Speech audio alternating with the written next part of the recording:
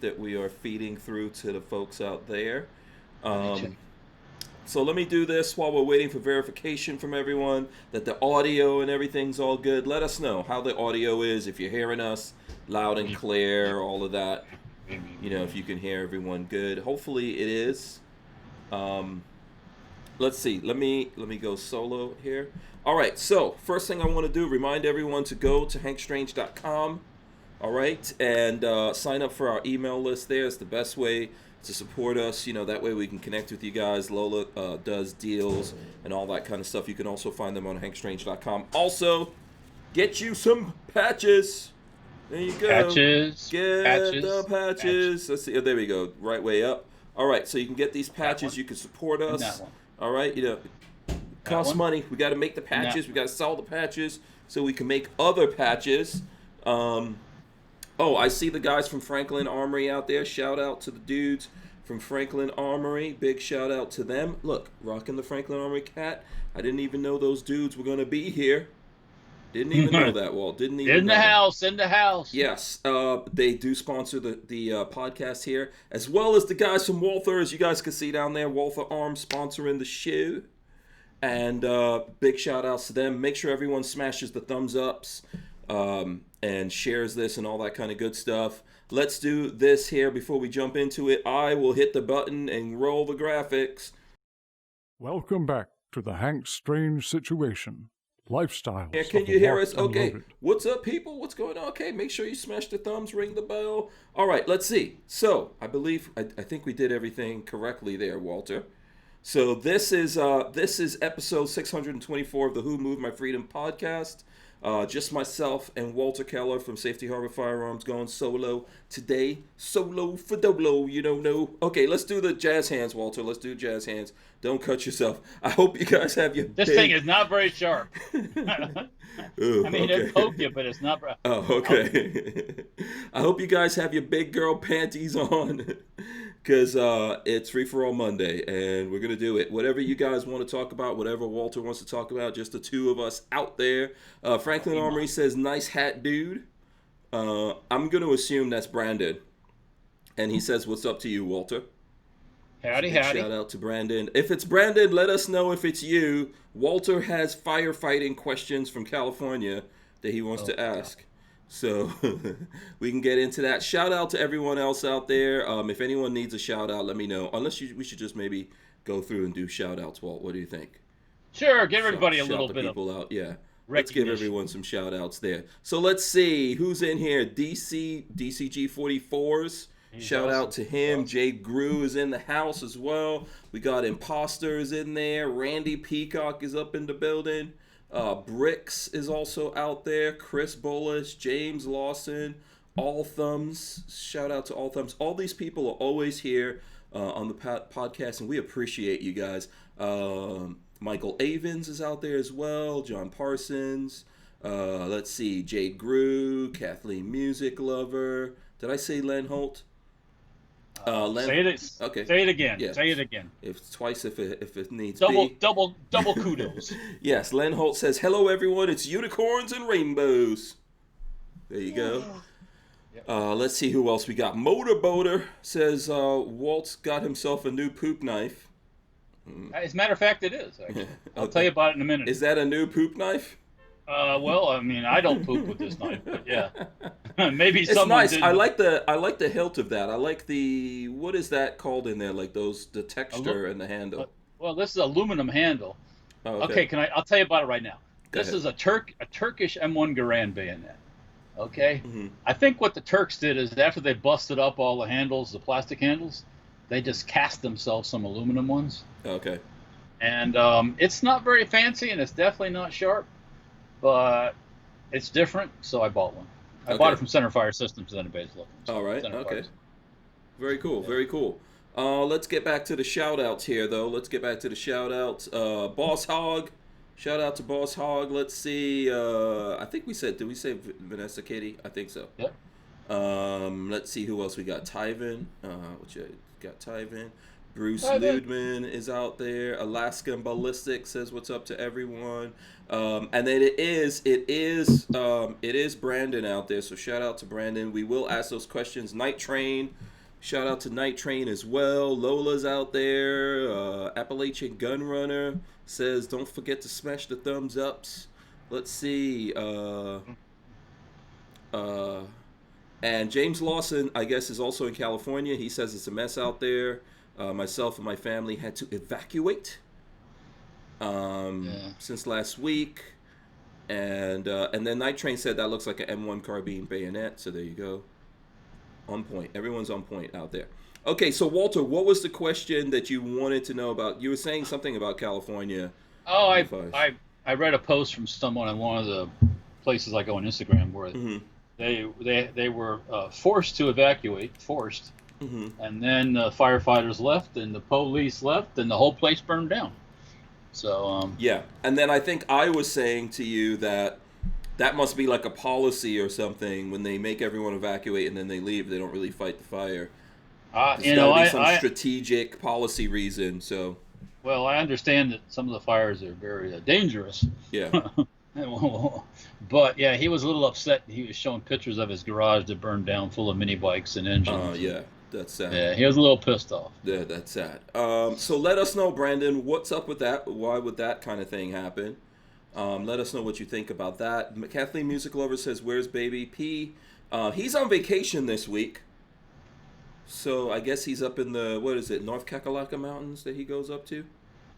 Yeah, somewhere up there. Yeah. Yeah, he's up there. Kakalaka. Yeah, hopefully having a good old time. Hopefully no one's going, what is that thing? Deliverance on him? Yeah, no one's going on deliverance on him up there. Because he always says that there's some deliverance type situations brewing up there. Remember? Yeah. Yeah, well, yeah, sure. Yeah. James Lawson says there's over 13,000 lightning strikes, caused over 500 fires as of right now. Our house is safe. Yeah. So, yeah, it's a bad situation. I get it. I understand it. Yeah. I do and I don't. For some reason, I don't. Yeah. So Brandon from Franklin Armory says life and property, you only have so many resources to go around, unfortunately. Yeah. So. That's true. It's just one of those crazy things, right? California, man, and there's certain places there that are just really super prone to fires and stuff like that. Just like how here in Florida we are prone to hurricanes, and stuff could happen. And you live in Florida, so there's hurricanes and tornadoes and flooding and sinkholes. What about sinkholes, man? That happens in Florida. I'll take my chance with a sinkhole over a forest fire. Forest fires are pretty bad. And those guys were... By the way, so Brandon was a firefighter out there doing all that stuff. I think he still does it. I'm guessing he's not on duty right now, which I'm guessing it would probably be all hands on deck. Or I don't know if he's still doing it anymore. So yeah. There's a lot of policy in California that exaggerates the fire hazard when they don't. Yeah. They don't do proper clearing of the forest and things like that. Don't cut down. Yeah. Yeah. But I thought you were about to drop a Trump quote. Didn't Trump say how to solve all this? No, I didn't hear that. Blow up all the forests, I think. Well, let's cut it down and make houses and furniture out of it. Yeah, that's Okay, he didn't say that. I know he didn't. No one get all crazy. Yeah. No one get all crazy. So here we go. DCG says never seen dueling hurricanes before. Guess that it's 2020. Yeah, I saw that. It looked. You're not going to see it this time either, because there's not going to be two hurricanes. Well, okay. I just know they're not hitting us and they're going into the Gulf. But what is it? They've been downgraded? One's never was a hurricane, and the other one they say will be a 2 by the time it slams into Texas. So. Oh, okay. You know why I liked it, Walt? Do you want to take a wild guess why I like the boobs? Idea? Boobies! Boobs! That's what it looked like. Two boobies. Or could be the male, Yeah. Yeah. Yeah. Yeah, it could have been if it went to the right position. And Lola's looking at me. If it went to the right position in Florida, it could be because we're the dingus. Florida's the dingus of the country, so there you go. Okay, so Brandon says it's too dangerous to defend. You evacuate the residents, triage the structure, and pull out to the safety zone if you need to. So, and he says he did 11 years, but he's not doing it anymore. A lot of people have a lot of trees real close to the house, and the forest is right there. Mm-hmm. There's no buffer zone around. You know. Yeah. A lot of people have houses that the designs are prone to fire. Yeah. I mean, to catching fire and stuff. Yeah. So. And he says, "Oh man, send me an invite. I can explain a ton. Just jump. It's on Skype, dude. Jump in on Skype. Let me see. I'll dial you guys in from Skype if you're in the. I don't know if you're in the. If you're in the. Let me see. I think I have got Franklin. Armory. What's your? I don't see any of you guys live right now. So if you're Brandon, if you're on Skype, let me know. If you're on Skype, and you can literally dial in, and I'll join you in on this thing. On the Skype thing, because I don't see anyone in there. I could try to call the Franklin Armory thing if you guys are in there. But you can jump in, and you can talk to us about that, and you can talk to us about other things. You just can't show any guns while we're live, so there you go. Uh-oh, what happened there? All of a sudden you went away for a second. Yeah, I think that's you. You're showing off some, what is that, 7.92? Is that right? It's some 8mm Mauser ammunition that I also purchased from Center Fire Systems. 8mm Mauser, okay. Yeah. I think it was, and I have a feeling it was made in the year of my birth. Okay. But it's pretty as a motor. Yeah. Copper wash. Hold on, let me go full, okay. Whoa, that's all what's? Copper wash. That's interesting. I've never seen that. Oh, really? Oh, okay, well. Yeah. You're new to the world of surplus ammunition. Interesting. Yeah, I think it was made in 1962. So. Yeah, I haven't seen all the surplus stuff, so, we'll have to shoot some of it. Therefore, I don't know all the surplus stuff. I'm not familiar with it, so we'll see if we can get Brandon in here. I'll let you guys know. We got to get him to.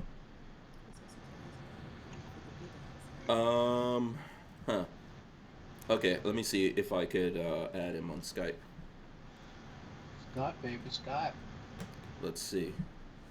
Show cans, just can't handle them. And show guns, just can't. I know. I really should. I've got to do some rearranging in my room here. I could set it up properly and be completely surrounded by firearms if I so chose. But it would take a little bit of finagling on my part. Yeah. How come you haven't done all that? Or how about if I make a chair that encompasses a gun rack, and I sit in the chair, and the guns all circle around me. Like Game of Thrones? Like a throne, yes. Okay. I like that idea. Are you going to build that, or is someone going to build that? I might have to. Okay. I'm already actually it's DCG 44S asking if it's Ethiopian. I don't believe it's the Ethiopian stuff. I've seen some pictures of that, and it's not copper washed. So, and the Ethiopian stuff has some, I forget the name of their language or their writing. It's Coptic or something. It's got a weird. Yeah, it doesn't have any of that on it. So. Yeah. And all of the dates on that are all in relation to Haile Selassie. Oh, Haile Selassie I. Haile Cognito I. I know all about. I don't know. I shouldn't say I know all about Haile Selassie. But I'm a Selassie fan. I grew up with Bob Marley, so. I don't think Haile Selassie was a bad guy though in the world of dictators. No, he was cool. I like him from what I've seen from history. But you know why I know about Haile Selassie? How's that? Bob Marley. Rastafarians. I'm from the Caribbean. I grew up. Reggae music is the first music that my ears ever heard. Well, but what does that have? Does that have something to do with Ethiopia? To Rastafarians, Haile Selassie is like Jesus. Yeah, he's not God. He's a prophet. Okay. He's a prophet. I'm getting a learning. Yeah. So that's why if you ever, did you ever watch any movies with Rastas in it? Like, you remember Steven Seagal made some of those? Do you remember from the 80s?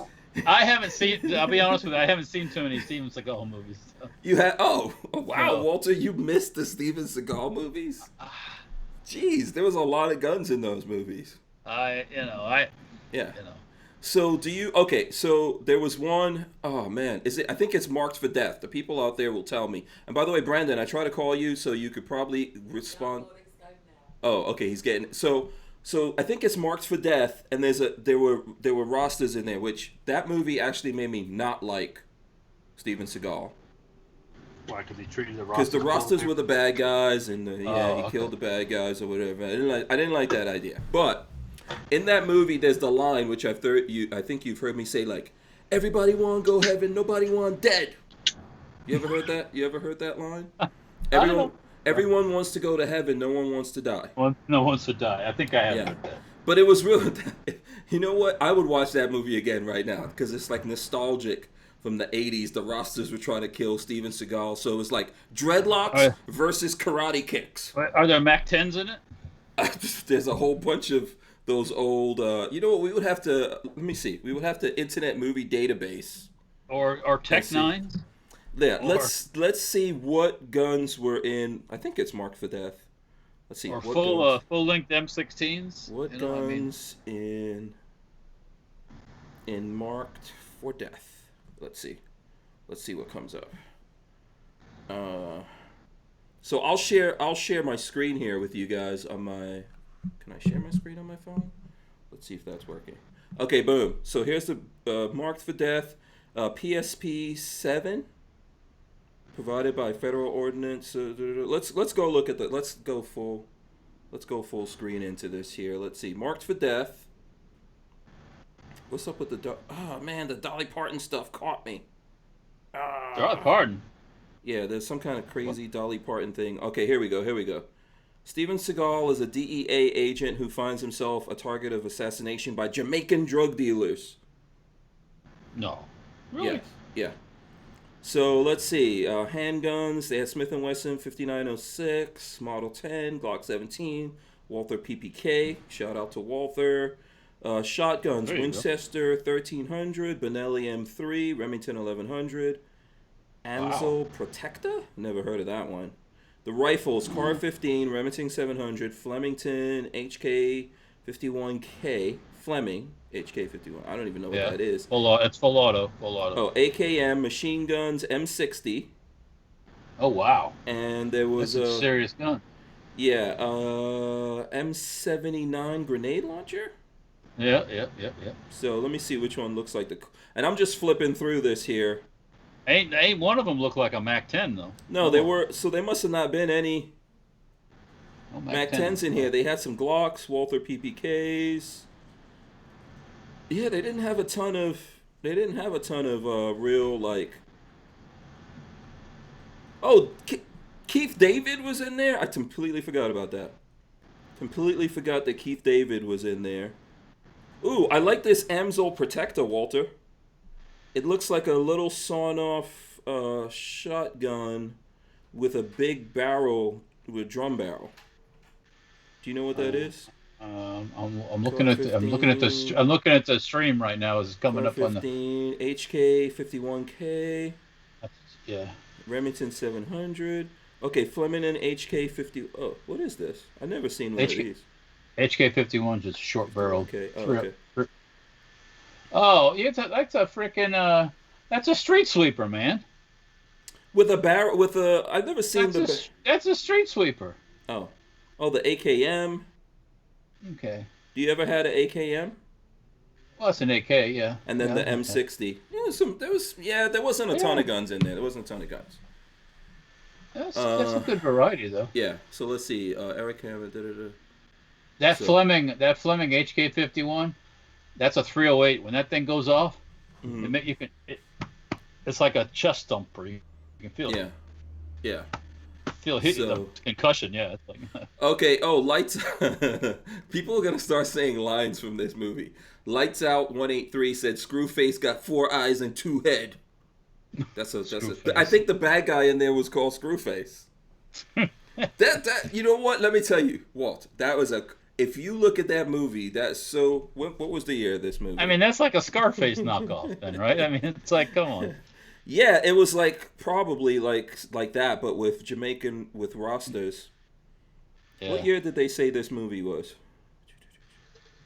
Oh, I don't see the year here. Hold on, let me IMDb this real quick because I'm trying to see what year this came out. If it was either late '80s, early '90s. Hold on. Marked for death. Let's see. 1990. Oh, that's late. 1990. Yeah. That's Yeah. Well, so Seagal came about when? When was Seagal's like? What was he? Late '80s? heyday. Yeah. I When don't did he know. become super? When he wasn't all he didn't have like that Elvis fat like he's got And now. this time in 1990, yeah, he was skinny. He was just skinny, Yeah. tall Steven Seagal kicking everyone's ass. Yeah. And I've met him before. He's a big dude. Yeah, he's Steven tall. Seagal He's big. tall. Yeah, Yeah, he's a big dude. No, he's tall, and then he's also very big. he's thick. Yeah, yeah. Karate kicks and voodoo. Yeah, it's kind of remember. I think around the '80s there was a Yeah, big probably. resurgence in Rastas and everything. Yeah, so you had a lot of Rastas in movies, Okay. because you know what's funny, if you look at movies, you could always see like who's the bad guys, right? And the bad guys, The trending bad guy. yeah, because in the '80s, who was the bad guys? It was all like, especially early '80s movies, is all Russians When and did like some Chinese, like Chinese people from China. we and then also had people from Russia. Colombians? Colombians were for a while were the Yeah, bad guys. yeah. Colombians. '90s was a lot of like Rastas and stuff like that, and gangbanger dudes, and then when did the like at one point there was like a lot of mafia people too in the '80s, but then there was like a lot of Russian mafia in the later part of the '90s when like the Russian mafia was big. Someone says Predator 2.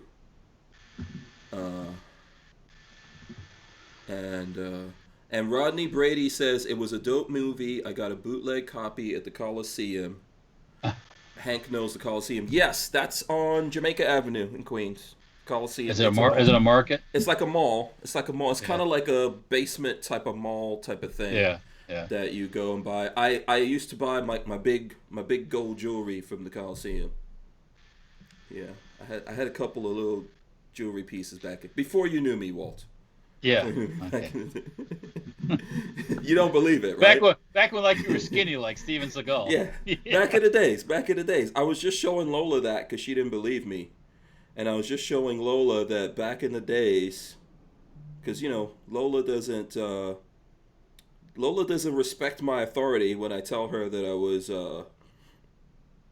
was pretty sexy back in the day. She doesn't believe it.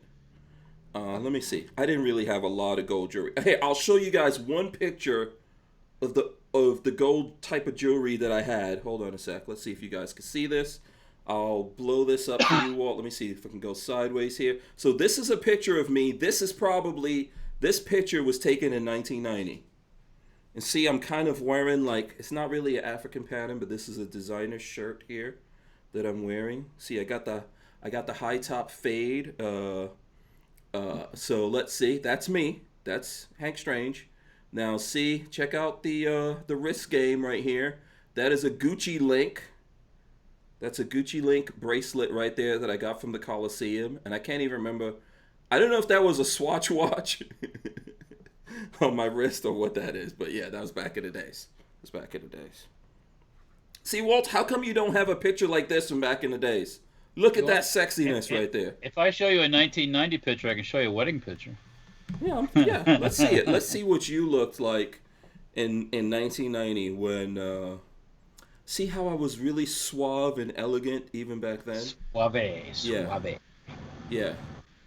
So, Well, okay. Gorillas and Guns says Hank was a huge fan of Break Into Electric Boogaloo. Actually, Eddie Grant, who did the that song. We're gonna rock down to Electric Avenue. That's my cousin. Actually. Yeah. Really? Yep. Oh, no. And CB says first, second, third, fourth, fifth. I think probably somewhere between second and third. Okay. Yeah. CB says new edition, Hank. Yeah, I was pretty sexy. Those guys only had fame over me back then. They didn't have that look. I was pretty. I was like, I had like all this, like you see all this magnetism and man macho-ness that you see, right? I had that, but I was skinny. So Machismo. yeah, when you combine it, I was very dangerous. It was very dangerous. Hot. Yeah. I had to turn down the ladies every single day. They just follow you around like the Pied Piper. Something like that. Brian Quick says, "What happened, Hank?" Okay. Couple things. One, I got Crohn's disease sometime when I was around like 24 years old, and I took a lot. They gave me a ton of steroids.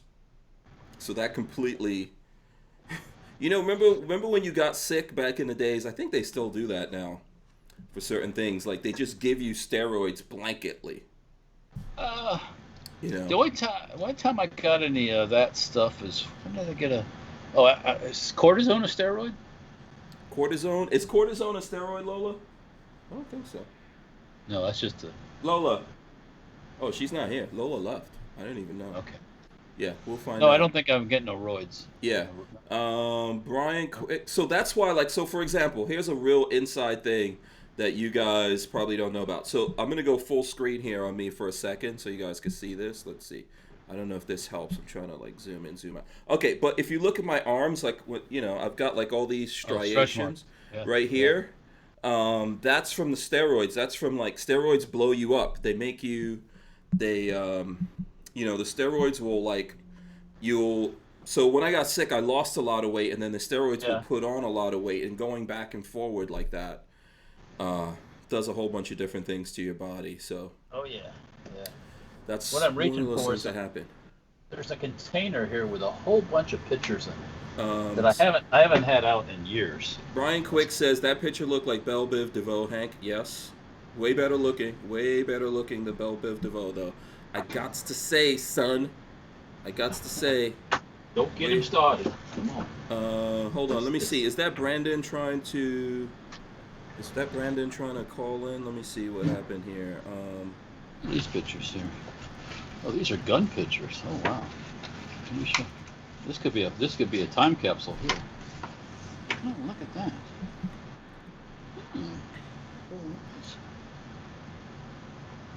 Yeah, Brandon, if you're sending me a message, try again, because once I'm on, I don't see the messages so easily. So, I'm trying to see, and I don't know where. Oh, there we go. Boom! Look, we got Brandon. Hey, what's going on? Go guys? sideways. Hey. Go sideways, Brandon.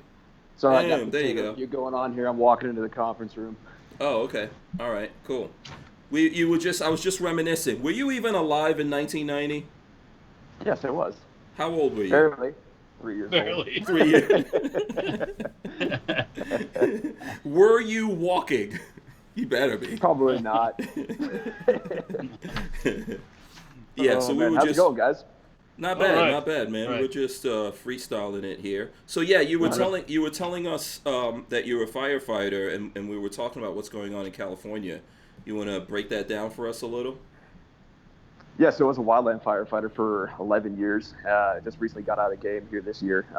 Kind of got out of there as a captain for an engine module up in Carson City District. Mm-hmm. And yeah, man, that whole structure protection thing, it kind of gets wild. It's a dangerous situation because you have a lot of buildings that are going to be potentially impacted by a fire front that you're also kind of pinned with limited resources. So basically what you do is you go into these communities that are threatened by the fire. You're trying to evacuate everybody all at the same time. And typically these places are in rural areas where they have one way in, one way out. So it's already super dangerous. Mm-hmm. And then what sucks about it is you can't force people to evacuate, right? Mm-hmm. So if they want to stay in their homes, we don't have a legal right to kick them out of their homes, right? You say, yeah, kick rocks, go down the road. Mm-hmm. I mean, I kind of try and explain to them that's hey, this fire's coming your way. We can't guarantee you that we'll be here. It's just the unfortunate. Where are they supposed to evacuate to? Where are they supposed to evacuate to? just far away from fire. Usually they have evacuation centers like set up already. Okay. Usually it's in like a public building or something like that, like a YMCA or a school gym or something like that, or a FEMA. Sometimes they'll do FEMA tents if they're like really bad.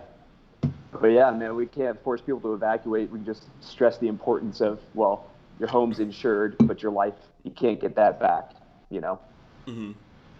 Yeah, yeah. So what happens in a situation like that? I think that's what Walter was saying with this. There's this guy that had a garage and everything. Because Walter's into mini bikes. So there was a guy that had a garage. They made him evacuate, but then they left also and everything burned down. What happens there? Does insurance really cover this stuff, especially with all the fires and everything in California?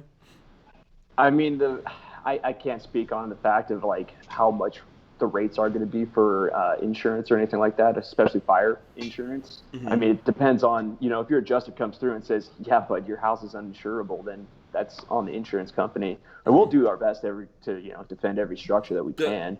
Okay, does that happen to people? I've heard of it, but I'm pretty sure it's rare. Oh, okay. I was going to wonder like how you become uninsurable, if it happens a certain amount of times, or you're just in a certain zone that zone gets hit every year, or, Yeah. Well, you could be in a fire-prone area, so. Okay, like, Walter, your camera went off. Some areas. Oh, it did? Oh. Yeah, so, the weird kind of thing to me is that, there's probably a lot of stuff that even if you have insurance and everything, you're not getting it back, right?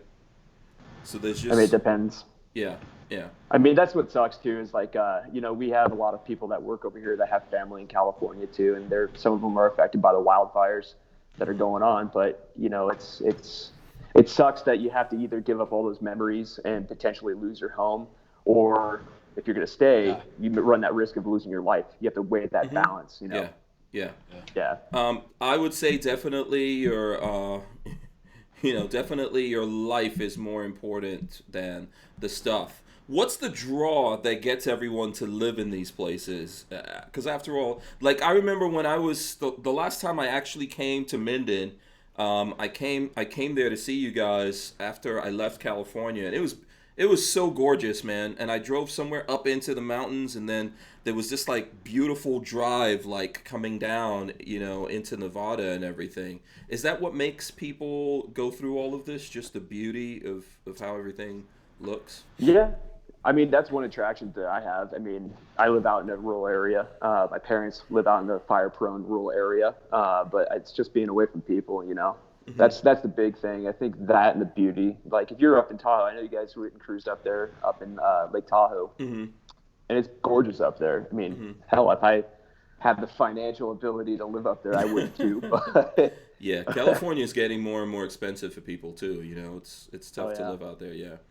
Yeah. So yeah, it's pretty wild, man. So what do people do there to mitigate all of these? Is there anything you can do?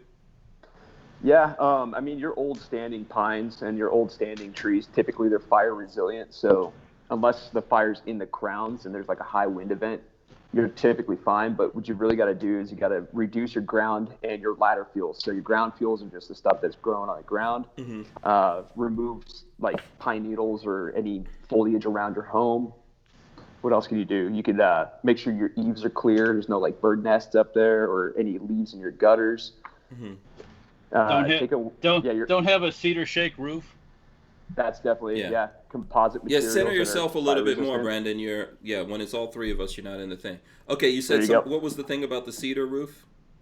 Yeah, so shake wood shingles, get rid of those, re-roof your house in something that's composite, metal. fire resistant, metal. Yeah. Metal. What about clay? Like a lot of houses in terracotta. Like terracotta. Yeah, those are pretty good too.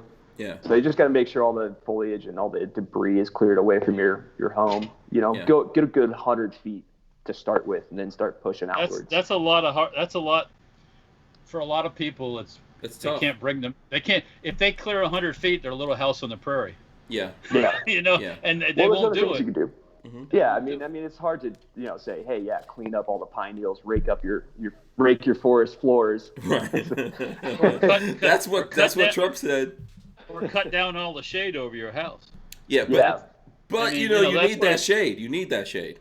You got to take a choice. Yeah. Yeah, well, Yeah. there's a balance you can get. Mm-hmm. Like I said, those old growth standing trees, typically they're not going to be as much as a problem because the fire's not going to get up into the crowns. So Mm-hmm. clear all your what's called ladder fuels, all the stuff that's going to go up the side of the trees and Mm-hmm. into the canopy of the trees. Mm-hmm. Definitely get rid of those. Any tall brush, clear all that, and also replacing those fire-prone plants with fire-resistant plants as well. Yeah, they're invasive, but hey, it's your house, so Yeah. might as well do what you can. James Lawson says we moved 40 miles out of the Bay Area trying to get away from lawlessness and homelessness. And this is just one of the weird things. Are there fireproof houses? Can you, like, if you build your house as a bunker or something, Oh, you could build a structure that's very resistant to fire, because if you have a metal roof and you have stone or whatever on the sides, it can't catch Masonry. fire. I mean, it physically cannot catch fire. I mean, I don't know. I've even seen where people that have designs now where they actually have sprinkler type stuff on the roof too, Mm-hmm. where actually when a fire starts, you just turn on the water and pray. Yeah, the only thing with that is you have to, especially if you're out in a rural area and you have well, you have to have power to power your well, right? Mm-hmm. So that's one thing that might, kind of suck. Make sure all of your gas shutoffs are marked for firefighters that are coming through there. Mark where the circuit breaker box is as well, because we have to turn off power and gas to the homes if we're doing structure defense. Mm-hmm. And if you have a pool or a septic tank, make sure they're clearly marked. That way, you don't park an engine, a 34,000-pound vehicle on top of a septic tank. It might make for a crappy day. See what I did there. But you can use that. You can use that huge ass pool full of water to fight fire with. Yeah, and that's above ground or in ground. It doesn't matter. We could utilize that water. I mean, you got to fill it back up, but it might save your house. So that's not so bad. Imposter wants to know if they have fire suppression equipment on their houses, or are there like chemicals and stuff you could spray that will like help you. Yeah, you're gonna have a hard time getting fire suppression chemicals. There's the Class A foam that you can use. That's what's most commonly used. And then you'll see what's called Phos-Chek, or the retardant that's coming out of those big planes. And you have to pretty much have a license to get that stuff. And then once it dries out, it reduces its effectiveness. There's also structure wrap materials as well. You'll see that occasionally on like old lookout towers in the middle of the forest. We'll go out and wrap those structures, and it's pretty resilient. Oh, okay. That goes in line with what Lola's asking. She said, what materials are used to put out the fire, and what materials do the firefighters wear for protection? So as far as protection, like PPE goes, personal protective equipment, we use Nomex. We don't wear SCBAs or anything like that, so we're out there just breathing it. And plus, you don't want to be running around with, 50 pounds in your pack with all your water and stuff. You basically use what you can carry, and you don't want to be having an additional, 60 pounds on top of that with an oxygen bottle that only lasts 15 minutes. So we don't use that. Typical hard hat, fire shroud, and we have those also. We have fire shelters, which is worst case scenario. If you have to pop that thing out, chances are you're not going to. What do you like? Is it like a tent you pop up and you get inside and hope that the fire dies out before you cook? Yeah, basically. So it's a last resort survival tool. What it is it's a fiberglass and an aluminum, an aramid material that's sandwiched together to make an air pocket to increase your rate of survivability in case a fire were to overrun you. But typically it's used as accident preservation. Oh, you guys need to have like jetpacks or some kind of thing you could fly out of there, man. Seriously. I was on a helicopter module for 4 years, and wow. That's about the closest thing that we got. Yeah. So is your 6 covered? I don't know if you know, is your 6 covered? I think he's still a firefighter in California, and then he goes, and I think he also lives in, I want to say North Carolina. Someone's going to tell, or South Carolina, one of those. And he says radiant heat can ignite thin drapes and catch the inside on fire. And that's another point that he's absolutely correct. And that's one thing I was going to point out to Walt. I mean, you can have all the, non-combustible and fire-resilient materials in your house in the world that you want to throw on it. But the harsh reality is that radiant heat's going to push right through that glass and get eventually hot enough to ignite drapes, furniture, whatever happens to be in the way. So, yeah, if there's a car in your garage or something like that, I mean, it's going to eventually explode if it has enough fuel in it, right? Or wrong? Well, yeah, I mean, if there's enough heat impingement on Oh, your that's home, I that. mean, yeah. Yeah, Mhm. the That's the stuff's gonna least of start the. melting on the other side of the Yeah, house with yeah, that that's on. probably the least of it. He says, let's see, Night Train says, smoke jumpers is considered one of the most dangerous professions in America. Oh well, yeah, you He's not jump into wrong. a fire. Yeah, yeah, Yeah. yeah. I think hot shotting is a little bit more dangerous. What's the difference? What were Yeah. you, and what's the difference? So I've done engines, I've done hot shots, I've done hell attack, and I've done just like some Type 2 hand crew stuff when I was first starting out. So hot shots are a Type 1 crew. So basically, they're like the Marines, right? They're first in, last out. They're hiking the longest distance, embracing the suck the entire time.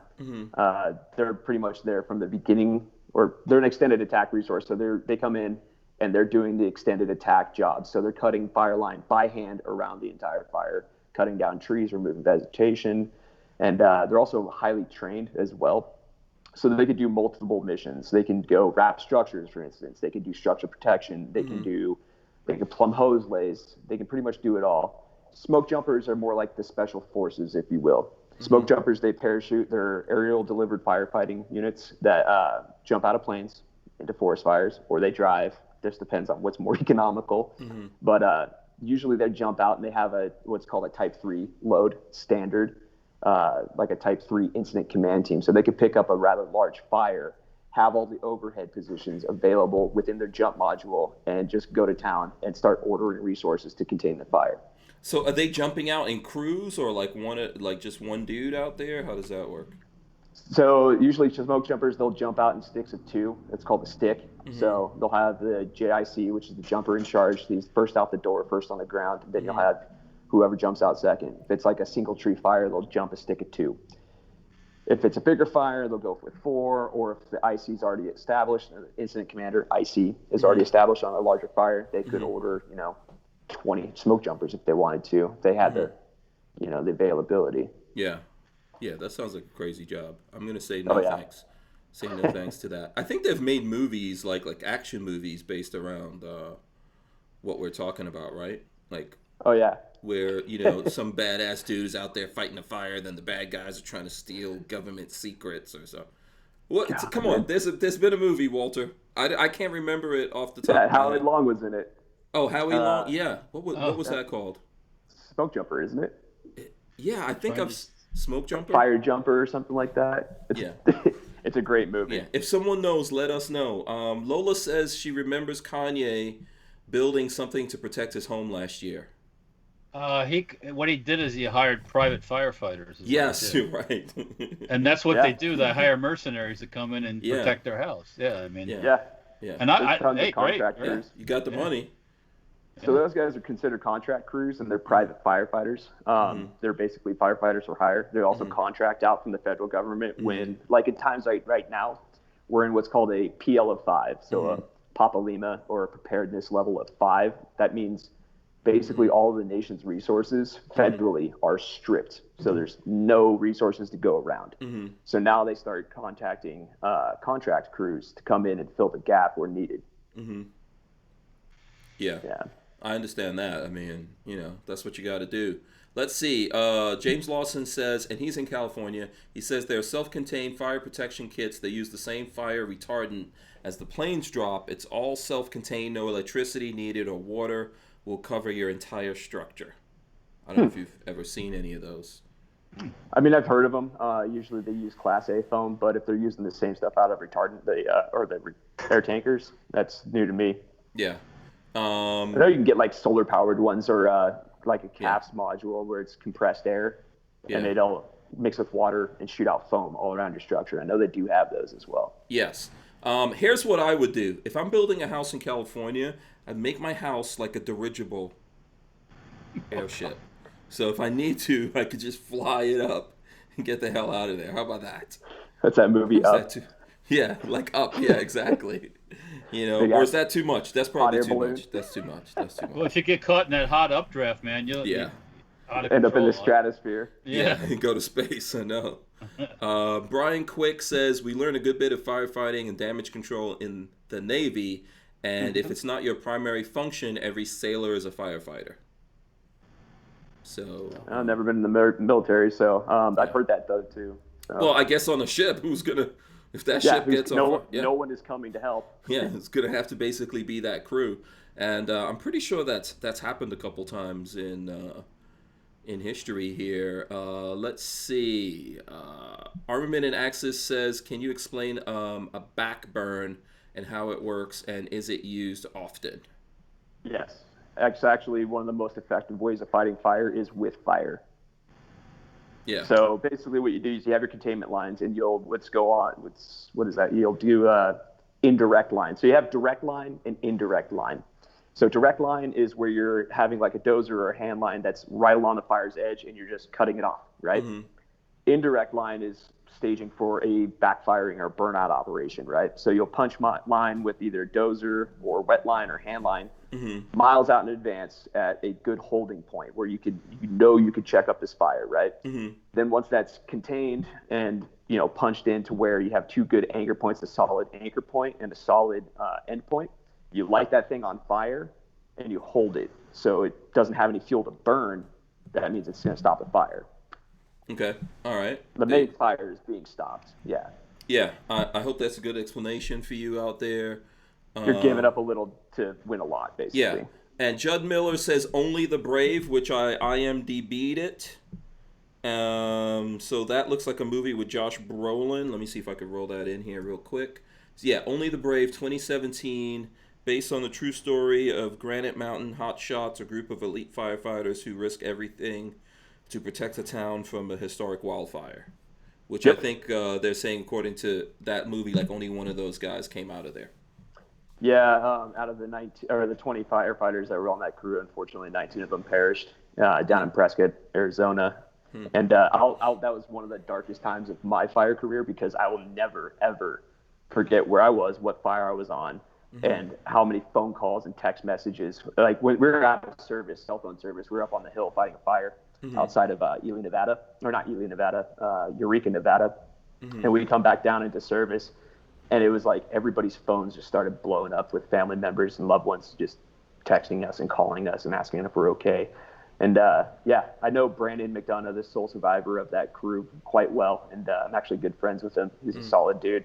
Okay. Yeah, man. I'm sure that, had all kinds of suck written all over it. Lola says, Brandon, none of these jobs sound like lifelong careers, not with so much health issues on the line, etc. What do you think about that? Yes, actually. So I actually do run a podcast on the side called the Anchor Point Podcast. And I just did an episode regarding lung cancer and various forms of cancer and cardiovascular disease that are compounded by smoke. It's all directly related to smoke inhalation, these wildland fires. It's it's kind of crazy because, I mean, people typically retire and they last about 5 to 7 years after they retire, and then they hit the bucket with either a heart attack or some sort of cancer. But yeah, I just had this episode with the CDC and NIOSH representative, a doctor named Kathleen Navarro out of there, and it's pretty scary, especially with the COVID thing and smoke exposure kind of complicating matters. Yeah. Do you have any kind of health damage from any of these things? Oh, I'm sure I do. Okay. I just haven't found it yet. Well, jumping out of airplanes is not always healthy either. Yeah. So true. Yeah. Into the forest. Yeah. It's a lot of things. So when you're doing all that, man, do you come across how are the forest creatures feeling while all that's going on? I mean, that can't be fun, right?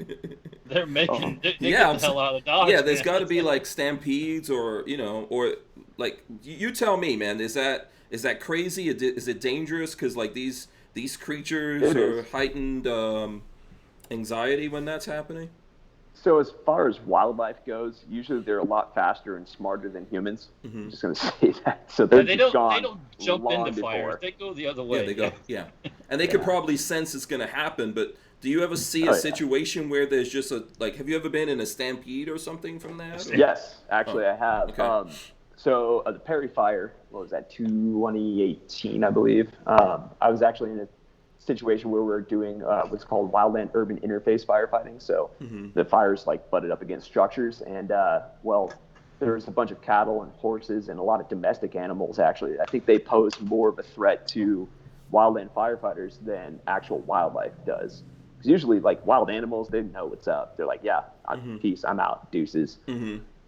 Or like domestic animals, like cattle, horses, dogs, they're stuck there. They're stuck on the property, and they're scared, you know, so they're trying to get out. And, yeah, there's been a couple times where some fences have burnt down, and, you know, cattle are just trying to get the hell out of Dodge. Wow. Yeah. Oh, yeah. I could just imagine. I heard a story about a dog that survived not this round of fires in California, but the other one, in a pool. Yeah, The campfire. dog survived in the pool. Yeah. Yeah. The dog went into the pool? In the pool and survived. Yeah. Oh. Yeah, that was actually on the campfire. And as innocuous as it sounds, it, you know, cost almost $100 billion worth of damage. And yeah, that dog jumped in the pool, I guess. That's how they figured out it survived. The entire house was leveled, and that dog waited for its owners for like a month and a half to come back. And it was just sitting there where the front porch used to be. What was it? Was it able to eat anything? Was it able to like forage or anything like that? The reason why I ask, like my dog when he was alive was an outside dog, and he foraged. You know, and I always thought, hey, this is better for him. You know what I'm saying? Someone takes me out, at least he'll know how to. Like, he would eat nuts and things like that. He was good. He was good at that. He would eat lizards and stuff for meat. And I was like, what's wrong with you? That paleo diet, man. Yeah. And we fed him. But he, you know, like, just from being outside. And I know he was like a pure breed. And the woman that I got him from, you see her in the dog shows when it comes to the Chesapeake Bay Retrievers. And she told me that's better for him to be outdoors, because they learn how to do certain things, that if they're indoors all the time and you're controlling what they do and what they eat, then that's all they know. Yeah, I mean, I got 2 golden retrievers. They wouldn't survive a day outside of the house. You don't ever let them. Oh, okay. Yeah. Well, I do. I let them go out and run around. My dad has 40 acres out here, so yeah, they go cruise around, get dirty and stuff. So yeah, and plus, like, that was good for my goats and everything, right? Like my dog, you know. He helped keep other things that we have out there at bay, just because, you know, they can tell they can tell bigger poop. They can tell animals with bigger poop. So it's a good thing to do. Lola says Anchor Point podcast. You want to tell us about that podcast in case anyone wants to? Because how often do you do your podcast? I try to do weekly. Okay. But it's, you know, it's hard to get people to interview right now, just because of, you know, how stressed resources is. Everybody's pretty much committed to fires right now. But yeah, the Anchor Point podcast, I got a website, you can go check it out. Okay. In addition to franklinarmory.com. Right, of course. Is this official Franklin Army business? What's that, Walt? What do you say? Since two separate things going on there. Yeah. Since we morphed into the firefighting conversation, this is a hat from the Graybill Wyoming Aircraft Firefighting Museum they have in Graybill, nice. Wyoming. Oh, cool. That's where one of the companies. Yeah. Yeah, one of the companies is based in that airport there that does all the firefighting. Oh, sweet. You know what? Speaking of Graybill, Wyoming, I was on the Arden Fire in 2016, and it was on the Bighorn National Forest outside of Graybill, Wyoming, and that was like one of the best fires. It was so freaking beautiful up there, man. The best fires up there. Yeah, it was awesome. Yeah. I mean, say that, yeah, everybody's like, oh yeah, you're on a fire. That kind of sounds like it sucks, but actually it was pretty cool, man. It's almost surreal, you know. I can imagine that you're seeing everything in the best and the worst of nature all at the same time. Oh yeah. Actually, there's a huge problem with PTSD in our community too, in that community as well. So that's one of those things that the podcast kind of points a finger at as well. Yeah. Is this why you got out of the game? One of the reasons, yeah. Okay. Can't work with these guys. Plus, these guys are my buddies. So. Yeah. Well, you know.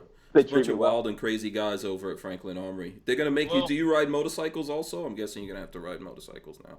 They've been trying to get me into that game, and I'm just like, nah, man. That's faster than a fire jumping thing, a way to die. So. Yeah. Oh no, all of those guys at Franklin Armory, including Jay, they're all. I saw Son the other day on his Facebook rode. I'm assuming he wasn't on this bike 24 hours, but he had video of him on his bike for like 24 hours going somewhere. Yeah, he just did. It's called the Iron Butt Challenge. Oh. Yeah. So he had to crazy. drive, I think it was 2,000 miles in less than 24 hours on his bike. So he cruised from here to San Francisco all the way up to 101 to Portland. Was that a sport bike or like a Easy Rider Harley type deal? It looked like a sport bike, yeah. He's got a BMW, like dual sport. Yeah. So, Oh, wow. yeah, Dude. probably a lot more comfortable than Yeah. like a, This is why son is cray-cray, Walt. Oh, I know he's watching right now. Yeah. He's probably typing something. I'm not crazy. He knows. But yeah, a man, lot I of can't get that's into what the those bikes. guys. Yeah, that's what those guys do. Bring the preparation H. Yeah. Bring the preparation H. They do it all the time. And even when I went to see them and I was coming out of California, I was like, how do these guys? Because I remember when I was coming down this winding mountain and everything. And I mean, I had a car that's probably more built for that than a lot of things. But there were dudes out there in trucks racing me. Like, there was this one old dude that was literally suicidal. Everyone else was getting out of my way when they saw my car. This one dude was like, I'm not letting you get past me. And hitting the curves like, oh, I got scared. And I was like, okay, old timer. I am not this ready to die. You can have it. But that's why I don't get the bikes, man. Yeah, That's, how do you do that I've on a risked my life motorcycle? one too many times already. I figured my chances are running out. Yeah. I don't get it. Yeah. Another thing you mentioned about cancer is stress doesn't help that either. Yeah. So a lot of people don't realize how bad stress is for causing bad things to start growing. Very true. Oh yeah. Yeah. That's another thing too. It's a dual stressor too. Mm-hmm. So a lot of the people out there you see that are in the green trucks and the yellow trucks, not talking about Cal Fire, they're actually they're not classified as firefighters. They're classified as forestry technicians. What that means is that the people that work for the Forest Service, the BLM, Bureau of Land Management, not get it twisted here, and That's all right. the National Park Service as well. Mm-hmm. Those guys often go out there and they're only employed for 6 months out of the year. Mm-hmm. So they fight fire for 6 to 8 months and then they're laid off. They got no job, no income, no insurance, nothing. And what the tragic matter is they only probably make a majority of the firefighting forces out there, the wildland firefighters, forestry technicians, they only make like $14 an hour. Oh, wow. Yeah. So there's a common misconception there with it. Whereas like Cal Fire, they actually make a decent wage and they work.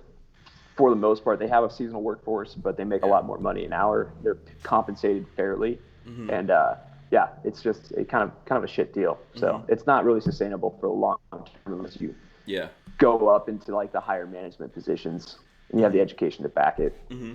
Yeah. It's a crazy deal. Why did you do it? Why did you do it? Youth and bad decisions. I don't know. It was fun. There's nothing I would ever take back in the world for it. Don't get me wrong. I mean, it was one of the greatest times of my life, but kept you skinny. I had to get out of it. Yeah, I mean, can't knock that. Run. Stay skinny. Yeah, stay skinny. So you're here. I don't know if you could stay or not, but tell us what's going on with. Does anyone have any Franklin Armory questions out there? Yeah, let's get back to the matter at hand. We kind of went off the deep end there into firefighting. Yeah, no, that's good stuff. I recommend people go check out Brandon's podcast. What is it called? Anchor Point. What was it again? Tell us what's the name of it. The Anchor Point podcast. The Anchor Point podcast. There you go. So what's up with Franklin? Anyone have any questions? What's up with you guys? Obviously, the BFS C1 22. I forgot what it's 22C1. 22C1. That's out.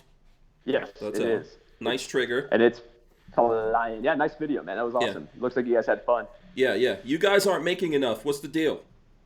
We keep running out every time. All right, so we make a huge production run. We make weekly huge production runs, and they sell out like that. Okay. We can't keep more, up. Brandon. Make more. Okay, well, hey, tell you what. Well, we're hiring. How about that? You come down and run some machines. Oh, no, not me. Not me. No.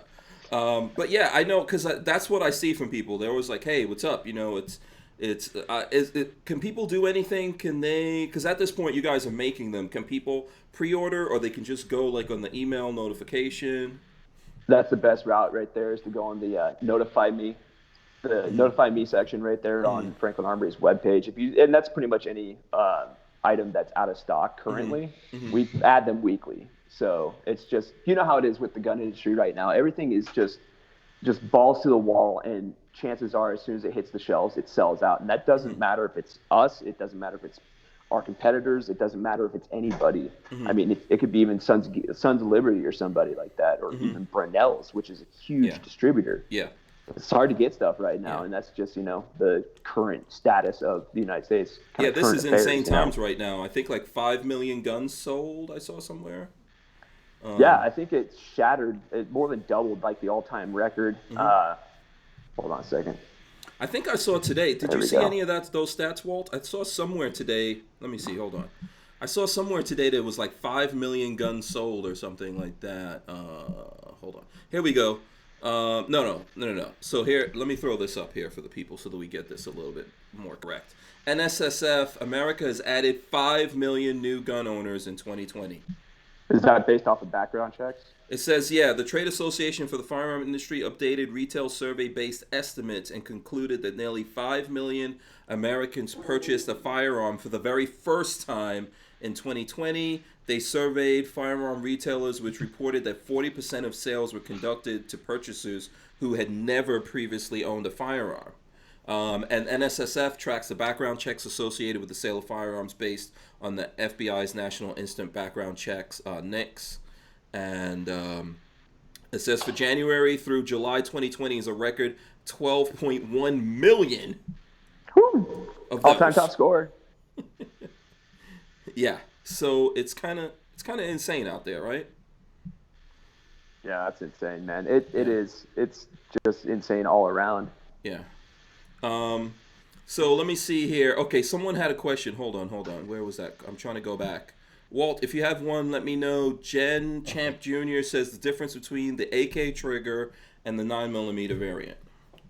So AK C1 is for 7.62, 5.56, or 5.45, and the AK9 is for your 9mm AK platforms. Okay.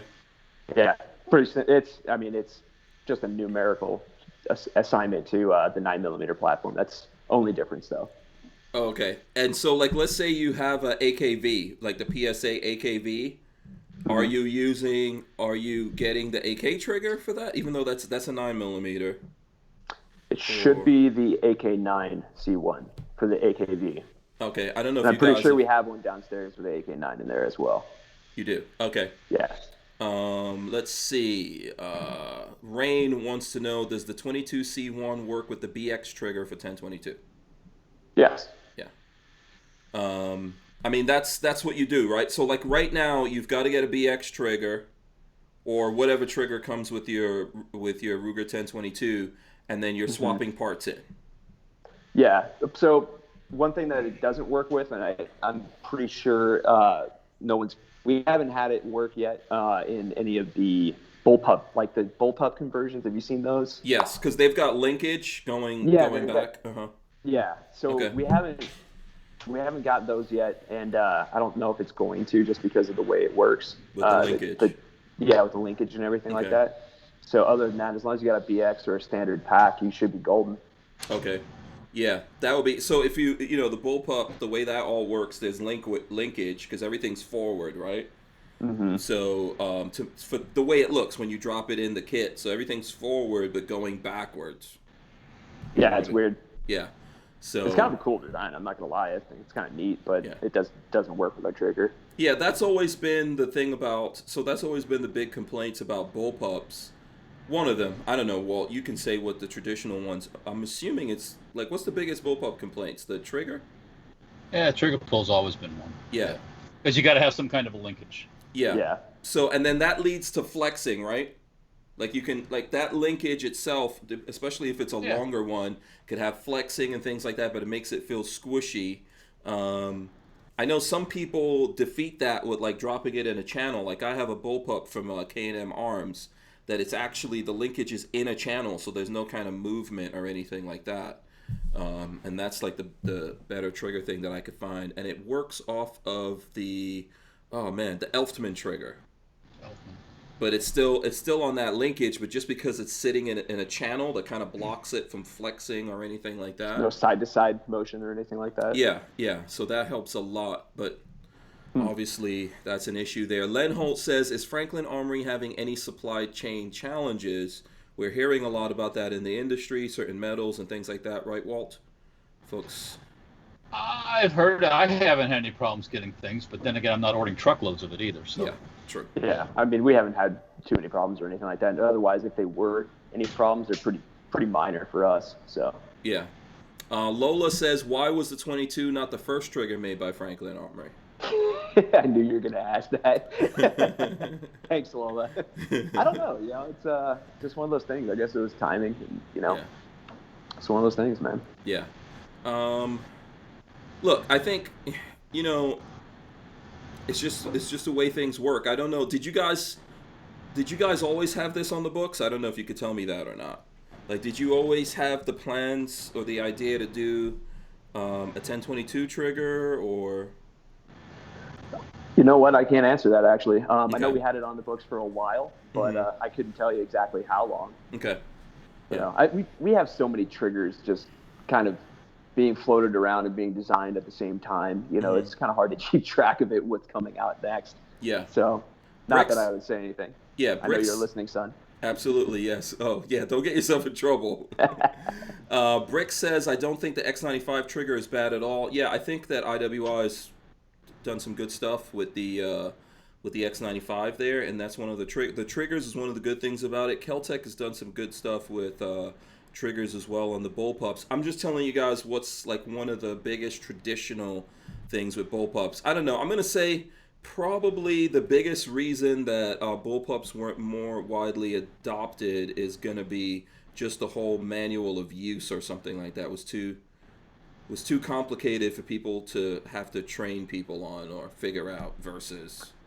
It's weird trying to reload back here, It's easy. It's strange. I don't think it's a thing, but I know there's people. I'm just not used to it. Yeah. You would know, Walter. You would know about this. Why? People say this muscle memory stuff, and that's why we haven't got away from the AR-15, M16, and all that. And I don't know about you, but I can pick up any gun, and after a little bit of time, I got muscle memory. I can make it work. I feel that way. So, I agree with you. I mean, I don't buy that. There's more politics involved than anything. Yeah. Boom. Yeah. I think that's a good point there. Probably a lot of politics involved. Elfster says, hello, my good friends. Hank Strange, is bullpup bias? Change my mind. I would like to see bullpups come along and get better, and I would like to see you guys do some bullpup triggers. That'd be cool, man. I'd like to see some bullpup triggers, but I mean, there's some other projects that we're working on before any bullpup designs, but we're always working on stuff. Yeah. Ultimately, you're gonna probably do the things that make cool. money. Yeah, you gotta do those. Do the stuff that makes money. Yeah. Well, it's a lot of people like are requesting these like one-off triggers for like an MG42, for instance. And we had that request once. I'm all like, name 3 people in the world that have an MG42 that's semi-auto. So. Well, there's lots of people that do, but it's like they don't care about. No. The answer is just plain no. Yeah. Like, sorry, guys, we can't retool the entire shop and invest, all that money into one or two triggers for 500 or whatever, It's yeah, like, no. Yeah. Probably if that. Yeah. Rain is asking about Walter's BMG. Any no. Any drop? It's a bolt action. It's a bolt action. Yeah. It's a bolt action. Yeah. Wouldn't be any good. Wouldn't do you any good. And once again, you're not gonna get it. Even if it was semi-auto, you're not gonna get You're not dropping money like that on 50 BMG, son. Yeah, I mean every time, yeah. That's a lot of 50 BMG burned. The 1022 was golden. So yeah, I think it's awesome. You guys did a great job on that. I think the only what we saw, I'm gonna say there is some ammo and maybe magazine issues that you can run into. Obviously, it's 22 and rimfire and stuff like that. But it's so like the cost of the ammo is at the point where that's awesome to run. I would like. Do you know which triggers are the most popular outside of the 22 trigger? Oh, hands down, AR. AR trigger. Okay. Oh yeah. Mm-hmm. Then I'd probably say CZ after that. So 22, AR 22, probably CZ after that. Okay. Yeah. So AR and 9mm. So like 223, 5.56, and then 9mm, which are relatively. I don't know if people are gonna burn through that stuff right now in these moments. I'm holding on to mine. Stockpiling that stuff. Yeah. So what? So do you guys have a Strybog? Do you know what the Strybog is? You guys have a Strybog? Streebog. Walt says. Streetbog. Yeah. Yeah, it's like the competitor to the APC-9, like the B&T, The the B Bourbon and T. Summit. Yeah. Which I know Yeah. you guys have B and T guns, which you sell the complete guns. hmm Um. So are you thinking about that? Is that anywhere in there? We're Can you thinking talk- about it. We haven't really pulled the trigger. Hate to use a pun there, but yeah, we haven't really pulled the trigger yet. If we're going to actually pursue the Strybog, I would like to see the Strybog because it's a more affordable version of the B&T. Right. So, and I think that it's just hard to get those guns right now too. I guess it's hard to get guns for anybody right now. But yeah, How many do you have, Walt? How many of those Strybogs do you have, Walt? Well, I have first gen, second gen, and then the new delayed blowback one. So 3. I have 3. Mm-hmm. But I have to. I make a stock for them. Yeah. I'm gonna make sure. Yeah. Make sure the stocks fit. Yeah. Yeah. Do you think are there more Strybogs sold or Streebogs, whatever you call it, than B&Ts? I'm assuming with the B&Ts being so expensive. Well, I mean, since the you could buy like 3 Streebogs. Before pandemic prices took effect, you could get a Streetbog for like 6. You could get it right around $650, something like that. And then but now they're pushing 1,000 for all of them. So, but I would call Streetbog more of a CZ killer actually than a B&T killer. You think so? Because they're in the price is relatively the same. Not identical, but they're that same market. Streetball goes into the market where the guy that's a little upscale, that's a little higher up the food chain than It's Swiss. Little hoity-toity. I think I'll get a CZ, I'll get a whatever. But anyways, yeah. So it's Swiss. Swiss. Pure Swiss awesomeness. Pure Swiss. Yeah. I don't own one either. Yes, I like them, but yeah, it's kind of. Oh, I think they're cool, but once again, if I'm going to go to make a stock for one, I'll buy a B&T. We haven't done that yet, so. Yeah, I mean, I think it's more a CZ killer than anything, or killer, but a competition, in my opinion. Do you think that the delayed blowback or rollback, whatever, blowback is worth the money? No, it's not worth the money. No. So you're thinking they're gonna sell a lot of those or not? No, they'll sell a lot of them. Yeah, right now they'll sell anything they got, but 9mm doesn't have any recoil anyways. True. Why are you worried about less recoil? Myself. So what is it? So why do people want that? Is that like it gets closer to an HK or the latest and greatest? Okay. I'm just trying to figure out why there's a demand. Yeah, they did that. I think it's more their European market for military stuff. I think. But it's designed to run with plus P ammo, I think, or stronger 9mm. And some people have been having problems running this cheap ammo that's on the market a lot of times, and they haven't been getting some reliability issues with the Streetbog. So the original version of the Streetbog, the reason I bought one originally was I saw a video on YouTube where the guy shot any kind of ammo. He had lead stuff, he had frangible, and he mixed it all together and put it in one mag and just pop, and just shooting all of it. Yeah. And I was, this is no malfunctions or anything. Yeah, right. No, nothing. How's the one that we've been running? Because I don't really remember us having any issues with it. Well, that was the first gen gun. Okay. The second gen, the people at Grand Power had this idea they were going to change the spring inside on the bolt, and there was some issues with that. and I don't know why they didn't. I don't know why they didn't leave well enough alone. Why did they change that? Let me guess. Money. I think it's a little cheaper to make. Yeah. Oh, right. Yeah. And the delayed roller lock one also has that same spring system, and some people have been having some issues with it function and reliable function. Now, I haven't had any issues with mine, but then again, I'm not out shooting 500-600 rounds in an afternoon. Yeah. Usually. DCG44 says, wasn't the original European Strybog a roller gun? Is that true? I don't know. No. I have no idea. Yeah. No, I don't think so. Yeah. Yeah.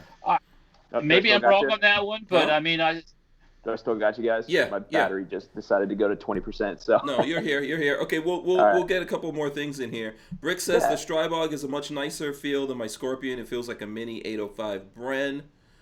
And it's not all plastics. See, Have you ever seen a CZ come apart? Some people had them where they come apart, and it's just like, ooh, Jesus Christ, because it's all like polymer and stuff. So I was having this weird thought of taking a CZ, take the guts out of a CZ and put it in a metal frame and see what it looks like. Ah, interesting. Yeah, cool. Yeah. Yeah. I have a Scorpion. I like it, but I think I like the other stuff out there. Like I like the PSA AKV better than the Scorpion. I got to say that.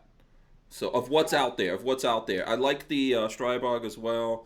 I'm not sure. you really- SP5. How did I say that? What? Like SP5. Yeah, well, I have to be that too. Yeah. See, but I'm waiting for someone to make like affordable clones.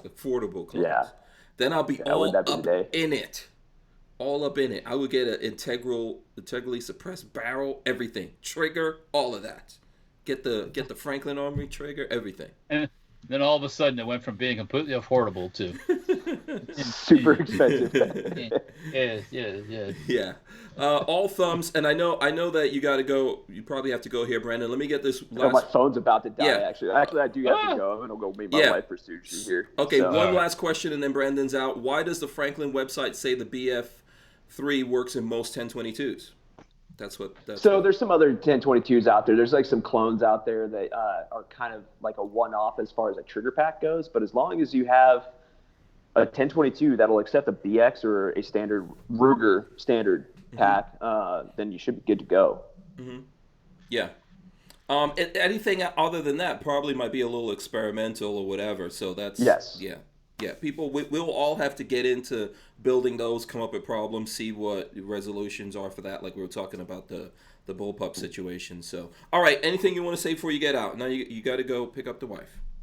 No, actually, the one thing I wanted to say about the 1022 trigger is the BFS 3 1022 or 22C1 is that it does work in the metal housings, but there are going to be some more variations with those housings. But we're going to be coming out with like a little checklist about if you have an X problem, then do this and why. Yeah. And you're gonna But build I got to complete. run my You're gonna dad, so you're gonna build complete triggers at some point, right? at some point, yeah. Okay. We will. We'll probably be building those hopefully soon. Okay. But yeah, we just got to figure out how we're going to accomplish that with logistics and everything like that. So. All right, cool, man. Thanks so much. Thanks for coming on and filling us in. That was great stuff about the California fires. Yeah. We appreciate that, man. Hopefully those guys get over it pretty soon, man. I know it's that heat wave, that heat dome is what they're calling it. Is that what they're calling it? The high pressure system that's sitting over there? Over California? Yeah. Yeah. I guess. Yeah, they need rain. Yeah. Rain. I know there's a lot of lightning. It'll do one or two things. It'll start raining and they'll have mudslides. Boom. Yeah. Oh, that's the unforeseen consequences of wildfires, unfortunately, is no one thinks about the long-term consequences, landslides, mudslides, rock slides, all that stuff. Yeah. But shout out to Florida, though. I want to say this. The state of Florida has some of the best prescribed fire programs in the nation. And, you guys burn and California, from what I understand, doesn't. So yeah. I mean, it's more complex than an administrative problem. Politics. But politics. Well, it's more complex than that. It's personnel. It's funding. Money. Massiveness. Yeah. I mean, how are you going to go manage multi-millions of acres? And Florida's pretty an big, impossible but task. yeah. Listen, we also have an ecology that's fire adapted as well. Yeah, we have. Florida's We don't have used to it. Santa Ana winds and all that stuff. And all Yeah. So listen, we'll make plans for Brandon to come on specifically here just to hang out with us, show us whatever we can actually show on here or talk about. But we got to let him go. All right. Thanks so much, Brandon. We appreciate it, man. Okay. All right. See you. Let's see. R4 Mississippi Thunder says, "Yep, slight modification with the metal housing trigger group for 22C1." So there you go. Listen, just give these guys just put this out, and I think they, listen. Obviously, I know them. We do stuff with them and all that kind of stuff. But I think that genuinely, I think this is like a good trigger, and they're going to make some improvements and things like that, and think about different things going on out there. But it's a cool one. They should have done this a while ago. It takes time. Yeah. It's here now. I We're know. doing it, and we're doing it in the middle of the storm of 2020. You know, there's what am I probably getting? people out there like, oh, 22. Oh, look at you. I got ice cream bar. I got ice cream bar. Oh. Yay! Lola just brought me some like lemonade or something from Chick-fil-A. That's all right if you're. So. Oh well, you know what? Where's the spicy chicken sandwich, man? You No, know. she didn't bring me a spicy chicken. Well, she probably did. Maybe there's one out there. So, okay. Yeah. Let's see. What were we getting into here? By the way, smash those thumbs ups, guys. Oh, look at that. Look at that, Walter. Oh. Breaking off a Klondike. Is this based on a Klondike? Is it a fake Klondike? Bootleg Klondike? No, well, it's just an ice cream bar, but it's got like nuts in the chocolate. Yeah. But maybe Klondike actually makes it and they just put it in the what is that again? The what's the wrapper? What's on the wrapper again? Kirkland. That's from. Where does that come from? Costco? Costco, yeah. Costco. Yeah. So there you go. Very nice. Very nice. Be jealous. Can I tell you a Klondike story? Yes, absolutely. A friend of mine's family used to own that. Oh, really? You know, the person that got the armored personnel carrier here, Christian. Oh, yes, yeah. He's from up in Ohio, and originally his family is the one that started the Klondike bar. Oh, cool. Does he get free bars or no? Long since out of the money chain from so that. He's got to pay for them. He can't just go into any supermarket and go, dude, these belong to me. Here's my card. Yeah, black card. You know, I heard that McDonald's and some other places give out like black cards like that you can go there and get whatever you want, especially if you're someone that like any celebrities out there. I remember hearing stories about certain celebrities that are fans of McDonald's, and they get this thing where they could just get any McDonald's. I don't know if they still do that or not, but I always thought that was cool. And this is how you die, because if you give me a card where I can get whatever I want, I will only eat there, and then I'll last about like 3 weeks.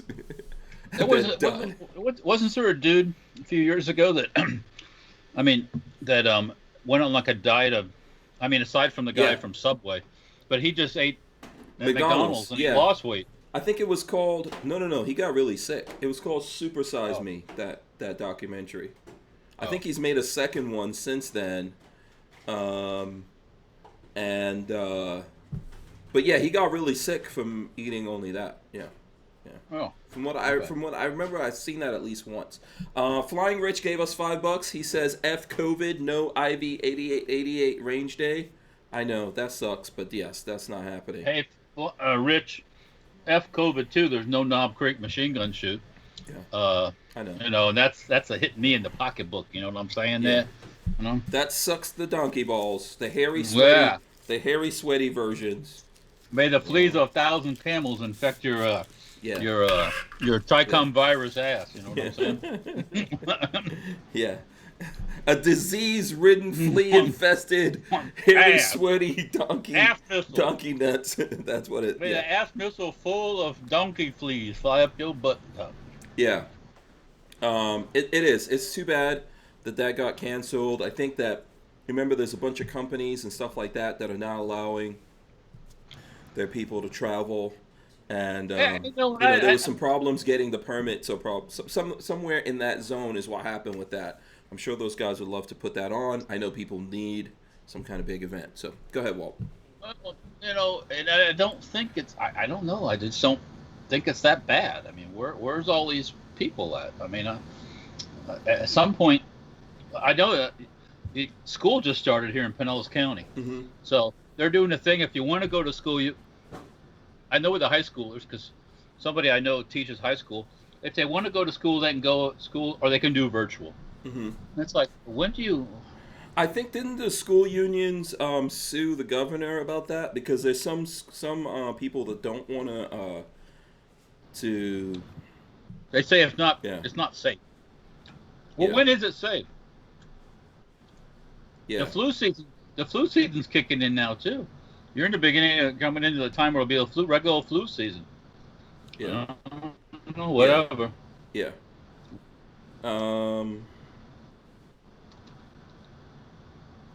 So, by the way, so someone says in there, I saw Len Holt saw something the other day about all the brands that are rebranded for Costco's Kirkland line. It's amazing, the companies. So I went here and looked it up, and this is a MoneyWise article. I don't know if this is what you saw. It says, when Costco customers see the red and black Kirkland signature label, they know they're going to get a good product at a great price, but they don't always know who's making it. Store brand products like Kirkland are typically manufactured by third parties, not the store itself. Many of these behind the scenes companies are actually famous retail titans, so you can save big. And it goes on. Diamond Natural Dog Food is one of them. Starbucks Coffee, confirmed. Perrigo Infant Formula, confirmed. Jelly Belly Candy, confirmed. Duracell Batteries, confirmed. Grey Goose Vodka. Yeah. Really? Hold on. That's denied. Hold on. That's denied. Bumblebee Tuna confirmed. It still might be true, but they're just denying it. Formaggio Zanetti Parmigiano Reggiano. That's confirmed. Pureology Moisture Hair Care. Just speculation. Kimberly Clark Diapers confirmed. Reynolds Aluminum Foil confirmed. Well, yeah. I mean, if you think about it, Garden Birch Beer looks like all the store brands you go to like Publix and buy Publix brand. Publix does not make their own a lot of their stuff. It's just all made for them. I mean, it's just the way it is. That's the world. Yeah. So. I'm trying to see. Hold on. Niagara bottled water confirmed. I'm just trying to see I don't see. I saw a kind of ice cream, but they didn't confirm that. I'm trying to see if Bloomer chocolate confirmed. I'm trying to see if it's Klondike that makes those bars, but I don't see it. I'm scrolling. It's a lot of stuff though, man. Well, all I know is it's gone. Yeah, you ate that. You went through that pretty fast. It was, I didn't see Klondike on there, but yeah, there's a lot of different companies that do that. Lola used to work at Costco a long time ago. Kirkland does a lot of testing of their products before they put it in the store. Yeah. I mean, even something as simple as, and it's not simple, is toilet paper. You know, a lot of people are very toilet paper sensitive. You know. I mean, I know people that don't like the Kirkland stuff. They like this, they like that, they don't like that. Yeah. It's like, but yeah, that's one of their highest items they sell the most of is toilet paper. Yeah. I heard that one time. Flying Rich is asking about the cashews. I didn't see that on there. It's hard to tell, but look, a lot of times when you're buying these brands, you are paying for that brand, the branding that's on the box. Oh yeah. I mean, I know I like from Kirkland. Speaking of nuts, they're rich. They're mixed nuts and the cashews. The nuts they have in the store. Are you trying to say Flying Rich's nuts? I'm just all I'm saying is, speaking of nuts. You know. Take it however you want to take it. Yeah, we're not gonna. Like you always say, we're not judgmental here. No. This is the no judging zone. Yeah, we will judge living daylights out of you. Yeah. Christian Gress says not a Costco member. I'm not anymore because there's no Costco's around here. Yeah, they just opened a BJ's membership warehouse here too. I haven't been there yet. BJ's is okay. I used to be in BJ's. And there's a Sam's here too. Sam's, yeah. Well, there's Sam's everywhere. Costco's the best one, man. There's a lot more stuff in Sam's. A lot more variety, I think. In Sam's Club? Okay. Yeah, a little different clientele. Between the two, But I like to go to Sam's every once in a while, and they got a lot more frozen food stuff, and a lot of their items are in larger quantity, like the big gallon cans of this and gallon cans of that. So, but yeah, you're making a lot of noise, Lola. What are you up to? Lola's mad. Oh, you're mad at me about something? Oh, you just found something. Congratulations to you, woman. I told you that thing was somewhere. I'm right. That's all I know. I'm glad you found it. Lola's really mad right now. Oh, I'm staying out of it. Anytime she has to go find something in this studio, it makes her really mad. So, right. That's why I love you. That's why I love you, my darling. Okay. That doesn't work. That does not work. All right, let's see. So what else is going on? Big shout out to Brandon, by the way, for coming in. That was cool. Yeah, that was a firefighting update there. He's a good dude, man. I like him. I like all those guys over at Franklin Armory. Yeah, that's a crazy profession, by the way. It is, yeah. Yeah. It is, man. And if you're ever in Graybill, Wyoming, stop and see the museum there, the Firefighting Aircraft Museum there. It's pretty cool. Yeah. So let's see. There's so many things. One, I'm just going to remind everyone. Let's see if I can run this in here real quick. Go check out Babyface P. He put out a video on Tental rail welding. I don't know what happened. I haven't had a chance to look at the video yet. But that's from Babyface P. He turned that on even though he's on vacation. Welcome to YouTube. You got to work all the time. I haven't actually looked at that either, so I mean to. I'll get to it. Yeah. We'll get to it here. Tell us right now, like, what's the things out there you guys want to talk about? We'll get into it here in the 30 minutes that we have. What do you guys want to talk about? Because I know we got into the firefighting thing. There's a bunch of stuff going on. There's rioting, I guess, going on in Wisconsin. Kenosha. Huh? Is that Kenosha?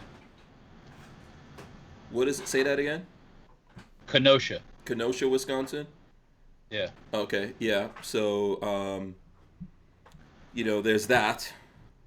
I don't know if I don't know if you have any opinion. My opinion is a couple of things. I mean, I looked at that video, and it's hard to tell. It's tough when stuff happens and you're looking at video to tell exactly what happened in the situation. But what you can see on the video is that there's a guy and the cops are trying to stop him, and they say that they're tasing him. He keeps going into his vehicle. He opens the door. He's going in there, and they're right behind him. And the police officer who shot him is like pulling his shirt or something and then shoots him at the same time. So, I mean, that looks really crazy to me. I don't understand that. And he had like 3 kids in the vehicle. So, I don't know what happened there. I don't understand why people are not able to communicate and why that had to be done. I think there were like 7 shots and the guy's still alive. So, get ready to, so right now everyone's burning down everything. Don't have an opinion on that one either, man. I think at some point, like, I don't know what you benefit to destroy your own place you live in, but at the same time, I understand that there's a lot of people out there that are just really upset, and so what do? They burn down everything. So no excuse. All it turns into, let's steal some shit. Yeah. Well, you know what? That's what it turned into. It's not a protest. It's steal. Let's go steal some stuff. So, come on, it doesn't fix anything. You know what's my thing too, Walter? I don't know, man. These places are run by liberals. It's run by Democrats. This is a place run by Democrats. So at some point here, like, if you really want to solve this, how come we're not dealing with it? Like, I've spent a ton of time saying that cops need to be better vetted, better trained, all this kind of stuff. I agree with you, but let's every situation is different, and we need to have some people. Well, anyways, I'm not gonna go on. You know, I'm doing a show right now, right? Yeah. Lola's still tripping. It's still no excuse for what goes on afterwards. So yeah. I think that I'm mad about things too at times, but I don't go burning things down and stealing stuff from people. And doing armed robberies. That's the way you protest? You do an armed robbery? Is that what you do? Let me tell you something. If things like this happens to someone that I love, we could talk about whether the cops are in the wrong or the right or whatever happens. If you take someone out of this world that I love, yes, I'm not gonna burn down any buildings or rob anyone, but I'm gonna not be in a good mood, and probably bad things are gonna happen. That's just the way the world is, right? That's one person.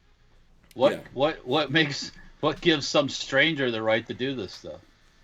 I don't know. It's time to steal. When you're steal. destroying the place that you live, I don't know. Like you've got let's if you really want to deal with these things, let's look at the fact someone's electing the people who are running these states and these cities. Someone's electing them.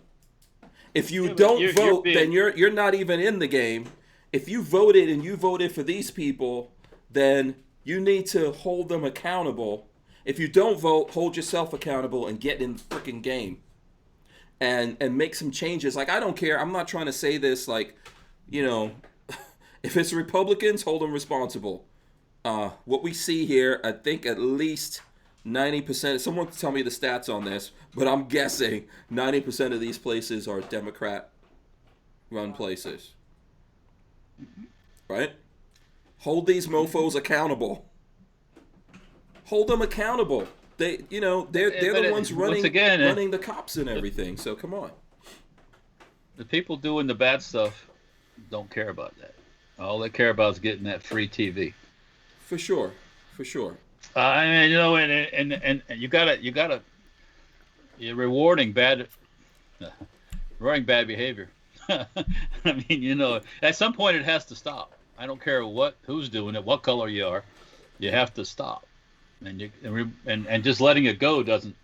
That's just saying, okay, it's okay. So go. Yeah, if you destroy, I don't know. I could say this over and over again. If you destroy where you live, you suffer first.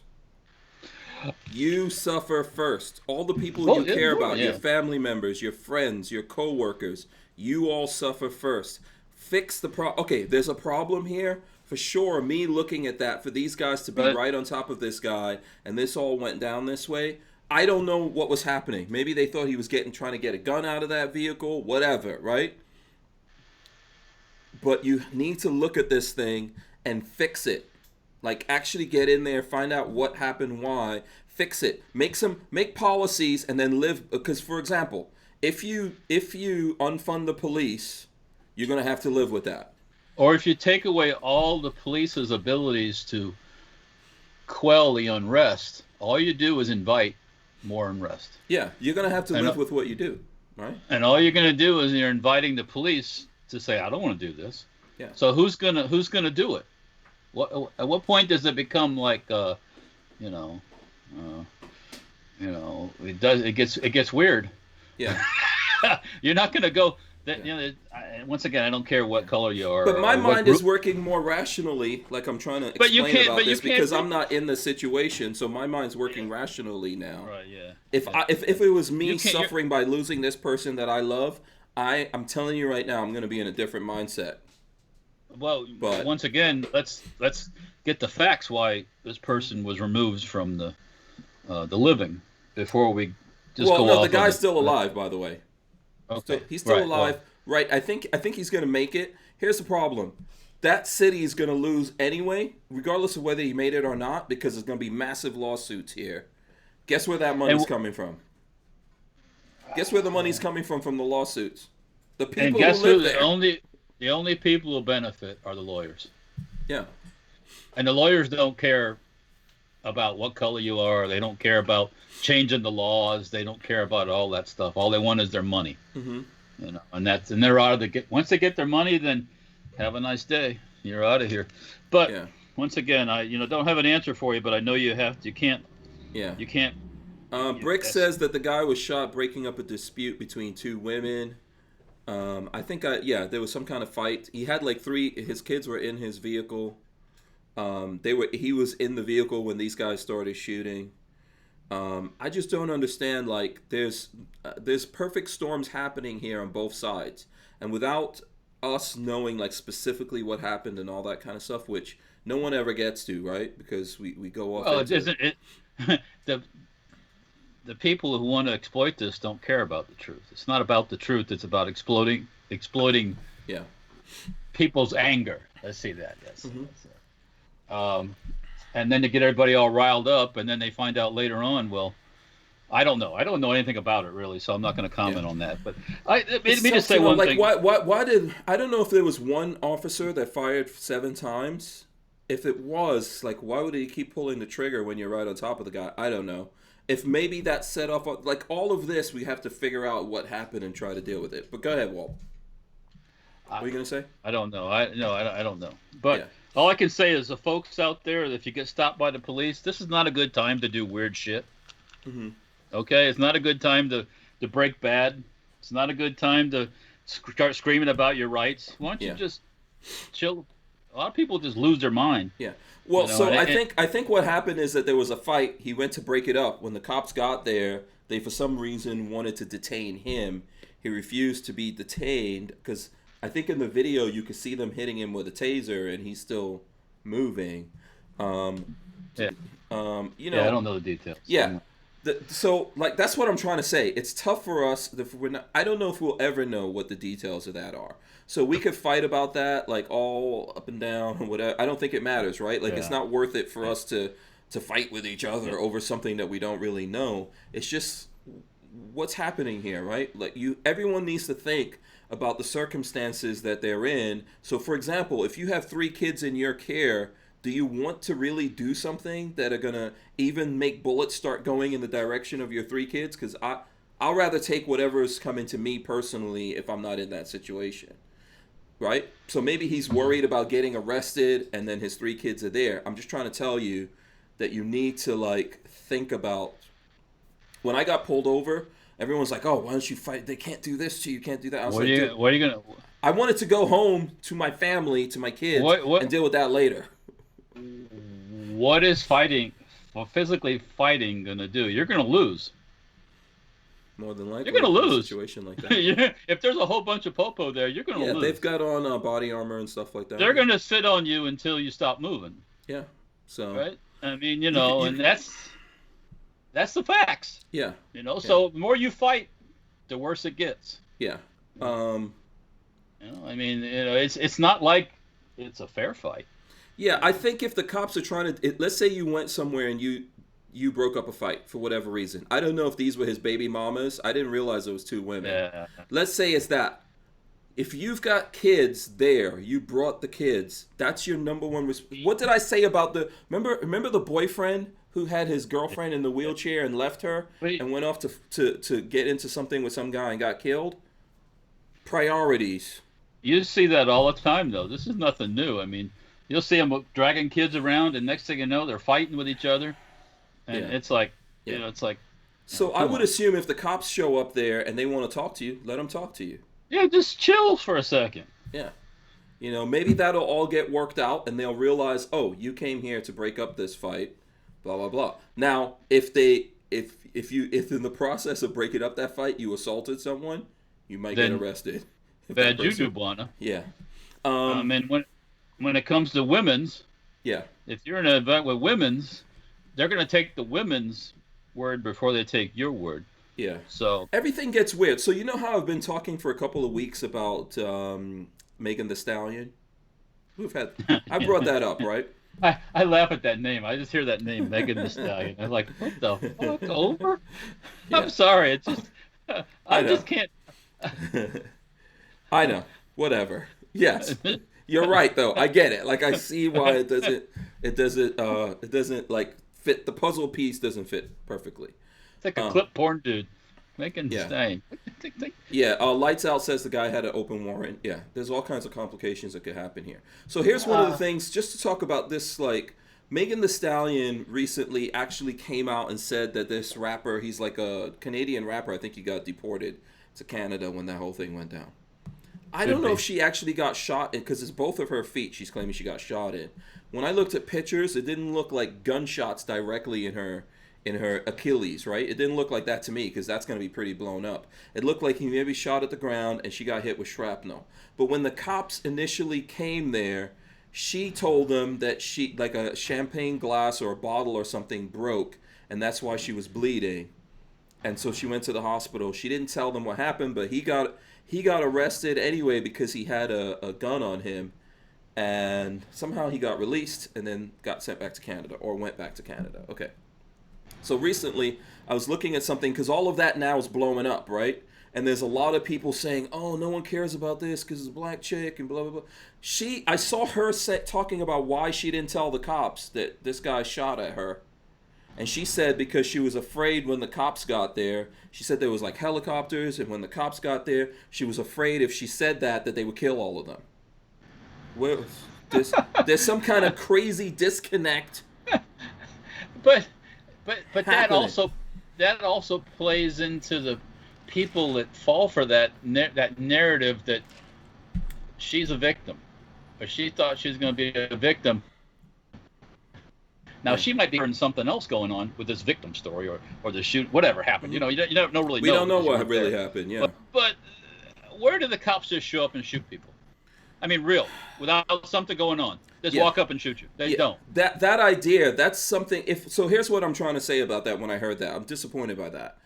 If you have in your brain, you have an idea that if the cops show up, they're just going to kill everyone, your reality is totally warped. Now, obviously, there's things happening in the world, and we're looking at those things, but your reality is warped. So let's say, I didn't want to tell the cops what happened to me because I was afraid they were just going to start killing everyone. When they're taking you to the hospital, you can go, listen, I just said that because I'm like worried, but this dude shot. Like, you need to do something. You're the first person that can do something about it. The rest of us can't. You can't blame us and say we don't care. You should say, I saw people saying like, oh, if it was Britney Spears or what's the name of the other? I don't know. Who's a hot female singer that's white, right? If it was some white female singer. Yeah, that if it was that happened, everyone will be up in arms. No, if you don't tell the cops that this dude shot you, they can't do anything about that. You have to tell the truth, not make up 5 different stories, and then everybody, as soon as you start telling stories, everybody's going to like, she's full of shit, she's crazy. No, I mean, if it was Britney Spears, they know she's crazy, so they just took her off the nut house. Some point, but you understand what I'm saying. At some point, you have to blame yourself. That listen, the idea that you have in your brain that the cops are just coming and killing everyone, there will be a lot more people dying. There'd be a lot more white people dead too. Yeah, this is not how it actually happens. Let me give us some news for you. There's more white people get stopped by the police than black people because just more of us. When I got pulled over and the guy asked me if I was armed, I made a big mistake of like patting my side. That was like instinctual. Then I didn't wind up dead. He just said, "Hey, don't do that again," and I was like, "Oh, that was stupid." Yeah, right. Well, happens. Yeah. Right. So the thing is that are you living in a movie world or something? Because yes, we're seeing these things, but there's lots of situations happening of people interacting with police officers, and statistically, this is not what's going down, that the police officers roll up, and if there's a black guy, they just kill him. If there's a black guy with a gun, you die. What happens when the black policemen roll up on the black guy? They don't shoot him, do they? Yeah. If you are a victim of something, you are responsible for telling. If a guy takes out a gun and shoots you or shoots at you, and you don't tell the police, you're responsible for the other people who get hurt after that because you didn't do what you were supposed to do. Okay, let's back up a little bit. Mm-hmm. He's been released and he's out of the country, right? Yeah. If he really shot her, he wouldn't be released and be out of the country. Well, I don't think. I don't care what country he's from. Yeah, I don't think. So a couple of things are going on here. One, I don't think she was directly shot. I think she was hit with shrapnel. I think someone was playing with their gun, and it went off, and she got hit with the stuff. Or the guy just got mad. You know, maybe and he was trying to be like, look at my gun, man, look at this shit. You know, and he goes, bow, and he goes, oh shit, and next thing you know, I got shot. and it just snowballs. Mm-hmm. You know, once you tell a lie. Yeah. Well, I think that's what they're arguing about now. But here's the point, right? If this is what happened to her, she was responsible for telling those cops immediately.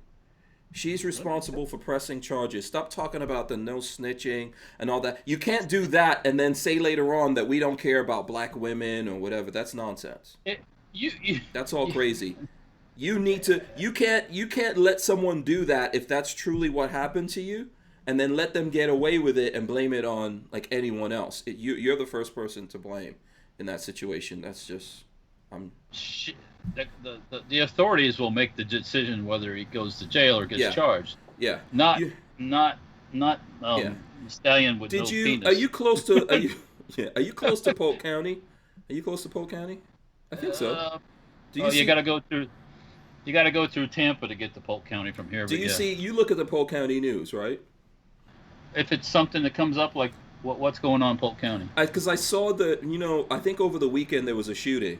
Like, there was because I saw the sheriff. This was my first time. I know you've told me about him. That's Why. JD Grady Judd. Yeah, Grady Judd. that's why I stuck in my. I was like, oh, I saw this was on. I saw it on YouTube, but when I heard, I was like, oh, wait a second. Walter tells me about this guy.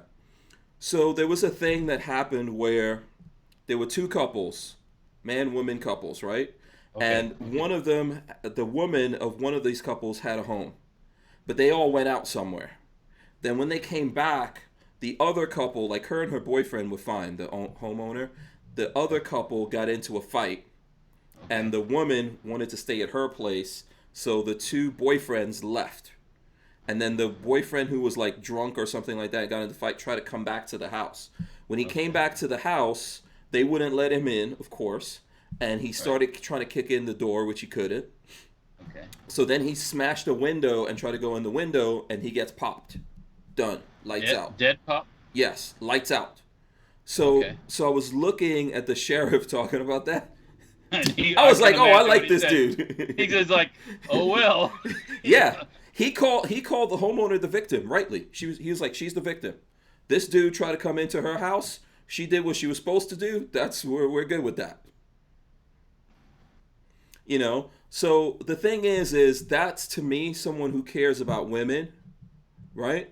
And if so in the situation that we're talking about with Megan Thee Stallion, you're responsible. If this guy did this to you, you're responsible right there to get his ass locked up. Don't let him leave the country. Let him face justice for that. And people are going to stand behind you because there's no way, regardless of how that went down, whether that guy was bragging, showing off, or mad and popped some off at the ground, however it happened, you got hit with shrapnel, that's bad. Tell the truth. Yeah. Tell the truth. People can't help you if you don't do that. And you can't hold people responsible if that. And you're not setting a very good example for other folks. Yeah. When you I think it plays, maybe the storytelling plays into what people want to hear. Maybe. A lot of people might be fans, want to hear this big story. Or they want to push, they want to push the drama, sell some more records. Yeah, right. That's how they were selling. Did you look at that video I sent you? The one you said you had to stop watching? No, there was another one. That's Babyface sent that video. I sent you a music video with Megan Thee Stallion and Cardi B. It's the raunchiest version of it, or most language in it. Yeah. WAP. I'll get to it. I haven't watched it yet. Yeah, I think we were talking about that on Friday. WAP. That's a video they put out there. I think ultimately entertainers want to think about that first over, like, oh, what kind of legs can we get out of this drama versus, like, you can't tell us to do the right thing and you don't do the right thing. We can't help you if you don't do the right thing. Really? I'm just saying, right? Like, you can't blame people out in the world. I agree with you. I mean, how am I going to tell you to be safe with guns and then I'll run around and run outside and start shooting in the air? Yeah. Or something like that? Yeah. I mean, or shooting the ground and I shoot my foot. Yeah. That kind of thing or something. It's like, accidents happen. If it was an accident, just say, hey, look, this is what happened. Yeah. Don't try to turn it into some, was she trying to draw attention to herself, draw sympathy?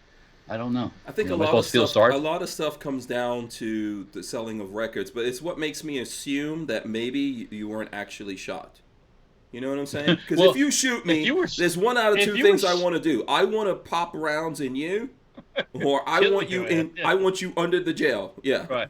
If you were shot in your Achilles tendon, you're probably not walking. That's a frickin' you might be walking for your walking days are done. Yeah. Could be. You're dancing on stage and wiggling and humping and jumping and all that shit. You're done, man. Yeah. Well, when I looked at some pictures and it wasn't very clear, so who knows, right? Like if this ever becomes a court thing, maybe we'll find out. We probably won't care by then. But it looks to me like she got shrapnel wounds and not like not actual gunshot wounds. So. And once again, if that dude really shot her, he wouldn't have been sent back to Canada. he'd be sitting in jail wherever. And kind of funny, not where did this happen? This happened in NYC? No. I think this happened in LA. In LA, they don't like guns either. This was either LA or Atlanta. Someone will tell us if the folks out there care. I don't know. Maybe the guys out there don't care. Yeah, I mean, if it's in one of those towns where you can't have guns or can't have pistols, okay. I don't know what the laws are out there about. Yeah. Yeah. Lola's writing some stuff. We got might have been her gun. Yeah, we got like 5 minutes here. Lola's talking about LA and Joe Rogan, the shutdown. I don't know if you saw that, but and it has nothing to do with Joe Rogan. But there was some TikTokers. Is that what that thing's called? TikTok? No, explain me the whole TikTok. I don't know. How am I supposed to? No, wait. Well, not explain, but I mean, I heard that TikTok's owned by the Chicums. Yes, it's owned by China. Chicums, Chinese communists. Chinese communists. Yep. Okay, so and then they're all upset because Trump wants to shut it down, right? No. This thing in LA that was happening is that a big TikToker. Is it TikTok? Is that what that thing's called? TikTok, yeah. Yeah, big TikToker was having parties in LA, and the people in LA said, if you keep having these parties, we are going to shut off your power. So they did that to this dude. And how is it that the fucking mayor can shut your power off?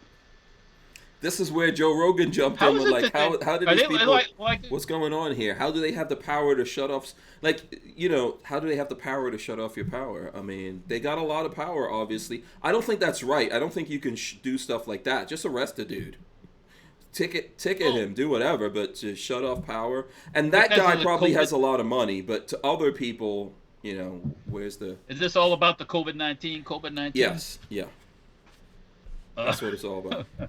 But people are like, you somehow think you're going to stop people from living their lives. By the way, this is what Megan Thee Stallion was up to when she got shot, allegedly. Partying. So partying hasn't stopped. People are still partying. It didn't stop in the height of this thing. No. So, I think that that's that. The ability to shut off people's power and stuff like that over this is a little outrageous, but you wouldn't do that to somebody down the hood. I don't care how much party they had; they wouldn't turn the power off to somebody down in. I don't know. They're gonna do it to the rich guy. Didn't that happen in not West Palm Beach, but somewhere there, right? Remember that city, we were talking about that a couple of months ago, that the city shut off someone's power because they didn't pay their rent or something. Or they didn't pay the light bill or something. And they shut it off during this whole thing where everyone has to stay home in Florida. Like, that's literally putting people at risk. Well, by shutting off power, right? If you're the government and you tell me I can't go out and I can't go to my work and I can't do this, now you're going to turn my power off because I can't pay the bill? No, that's crazy. That's not right, Yeah. Brick says if the city runs the power, they can do that. There's still utilities. But there's laws. There's laws about stuff like that. Yeah. I mean, you can't throw somebody out of their apartment or their house the day after they don't pay the rent. Mm-hmm. I mean, come on. I mean, I'm not all for. Well, anyways, let's go into. There's a lot of that nonsense going on right now, right? There's a lot of people because the job situation with this whole COVID-19 shutdown that aren't able to pay rent, and there's a lot of other things going on. Our son was going to school. He had to leave there. He had an apartment. We paid the last month's rent. And they kept the deposit and everything, but I guess obviously he was supposed to be there another 3 months. They're trying to get that money. That's not happening. Yeah, they're not there. I'm not giving up that money. They're not there. Yeah. Yeah, and they're not there because of you. Yeah, but they're still trying to get it. And he's back in school. He's at a different place now. But they're still trying to get it. Like, what? Are you guys actually serious? There's no way. I wasn't going to pay you for 3 months rent that my kid hasn't been there. No, Lola says they're trying to take her to collections over that, but good luck with that, man. Well, first thing, don't give them a penny. Yeah. And secondly, you can't be the only person they're doing this to. No. They're doing it to everyone. It's crazy that they're trying to do that, realizing that these kids could not stay there. And another thing too is, and I heard it might be a growing movement thing. People are saying, well, if my kid's sitting at home looking at your school on video, why am I paying full tuition? Yeah. By the way, a lot of kids went back to school, and then they're getting hit with these things again, and then they have to come back home again. Now, that hasn't happened to our son. He just went back, I think, today.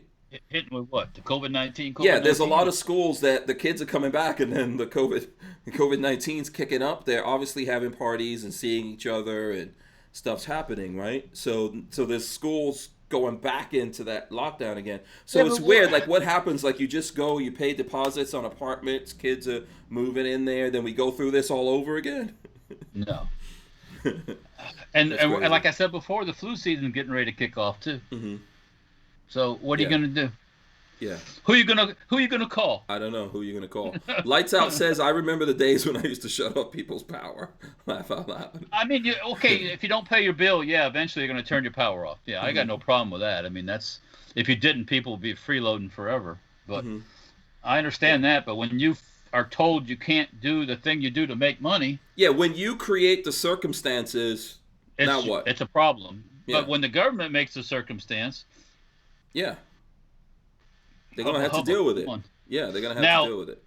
Let me tell the rich folks something. Get a gen set. Yeah. Can you imagine if you had like a 1,000-gallon diesel tank and you had the generator there, and the power and that crazy white mayor turns your power off, and we gonna party like it's 1999. And you just crank it up, baby. Yeah. Yeah, I think the idea of people can't party. So what are you talking about? People ain't been partying all fucking year. They told everybody here in Florida, at the end of April. Oh no, at the end of May. Oh no, we don't know when. Never, maybe never. It's like what the fuck, over? Come on. Yeah, by the way, we're at 9 o'clock. Florida Gun says, peace out, gotta go watch the Republican convention. You watching that?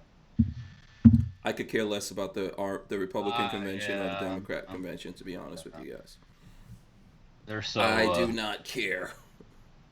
I do not. I mean, care. Enjoy. Don't get too mad. Yeah. But don't get frustrated. Yeah. Just, I'm not all about those guys either way. I just know I'm gonna go vote, and then whatever comes of it, we're gonna all have to deal with it one way or the other. And I'm not complying. I'm not complying with anything. I don't care if Trump puts it into effect or anybody else puts it into effect. That's how I see it. Do not comply. Yeah. So to me, all that like nonsense, like having the McCloskeys. Oh, that's such a stupid. Yeah. I mean, I don't know. Yeah. So yeah, there's a lot of nonsense. I think we can agree on one thing. If we don't agree on anything else, that's a dumb move. Yeah. Imposter says my wife works for a college that just kicked some kids out for not quarantining. What do you look? What? What happens when you leave? If you're a parent and you got teenage kids or something like that, and you leave home, you go away and you leave them at home. What are they going to do? Party. They're going to have a party. Yeah. Come on. This is what they do. Here's the thing I was going to talk about, and I know we're getting ready to leave here, but so here's something. The VMAs is happening in New York, right? The VMAs. Don't care about it, but here's what I saw just to show you guys something on this. Okay, here's the headline. Stars attending VMAs in New York City will not have to quarantine like others traveling from COVID-19 hotspots. Right here, man. Yeah. It's all about the shekels. So in other words, New York State is currently imposing a mandatory 14-day quarantine for travelers coming from dozens of other states with high rates of COVID-19, but certain exemptions are being made. Stars traveling to New York City for the MTV Video Music Awards will not have to spend 2 weeks in quarantine. According to the New York State Department of Health, DOH, officials, the VMA applied through DOH to allow individuals coming from travel advisory states to participate in the production of the show. This is in line with the methodology granted for professional sports, the department told CBS. So, in other words, like, the rules don't apply to some people. And then those mofos will be spreading the COVID-19, but it's all good. And they'll take it home and give it to their granny? Yeah. And then they'll blame it on Trump. Yeah. That's the kind of crazy. Like, why are we even doing it then? What are we doing all this nonsense for? Just let everyone go back to what they're doing. Why are Some we people having? are gonna get sick. Right, exactly. Boom. Okay. We can never stop that. It's always been happening. Colleges, by the way, that's a cesspit. There's always people getting stuff. When you go to college, some people don't make it out the first year. VD is for everybody. Yeah, so crazy. All right, listen. Do you want to wrap it up? We can keep. I can keep going here, but we probably should. We probably should wrap it up. Right. Yeah, we should probably Lola. leave on Get that Lola. musical note, Walt. VD is for everybody. That's the best musical note. You should get a VMA. I will nominate you for a VMA. the VDMA. Yes, and if you make an album out of that, I volunteer to. I'll put little scars on your feet so that you can get some publicity. I ain't shooting my teeth. Ain't shooting my feet. No way. Not sacrificing the pinky toes. This is Walter the Stallion. Yeah, you are a stallion, right? That's right. Not some chick that claims to be a stallion. Yeah. Come on. Yeah. So okay. So listen, we're gonna get out of here. Okay. Walt, tell the folks out there how they can keep up with you. If they want to more Walter. You can keep up. More Walter the Stallion. Business stuff. You want to look at business stuff, you go to safetyfirearms.com, or you can go to Safety Hour Firearms on YouTube and Instagram and Facebook. Check us out. Leave a comment. If you want to ask questions about our stuff, best thing to do is call us. On Dirt Foot Racing, the mini bike, go-kart, anything with a motor kind of thing, you can check that out on Instagram, Facebook, and YouTube. I'm going to start posting some more stuff on YouTube. I got to get my numbers up on YouTube. Okay. I got to get my numbers up on YouTube with Safety Hour Firearms too, by the way. Yeah, absolutely. I got to work on that. Got to post videos. Yeah. But anyways, yeah. So that's the best way to get a hold of us. Check it out. If, like I said, you got a question, give us a call on the phone. Absolutely. Okay. On my part, obviously, I would invite you guys to go to hankstrange.com, sign up for the email list. Big shout out and thanks to Walther Arms for sponsoring the show, as well as Brandon from Franklin Armory for coming on here. Let me run the end. Let me run the end in right here. Boom, boom, boom. All right, guys. Make sure that you smash those thumbs ups, ring the bell so you can be notified every time we go live. We do take the audio out of this and we put it up on the iTunes and other places where you get. What's up? Torment the world. Exactly. The world. There's people in Italy, in Ireland, in Germany listening to this, Walter. Bless their hearts. Yeah. I love them all. I love them all. We appreciate all of you guys. We are out of here. We'll see you tomorrow. Peace. What's the final words, Walt? Good day, mate. Good day. Good day, mate. All right. Good day, that's not German, but okay, good. We're out of here. No. Peace.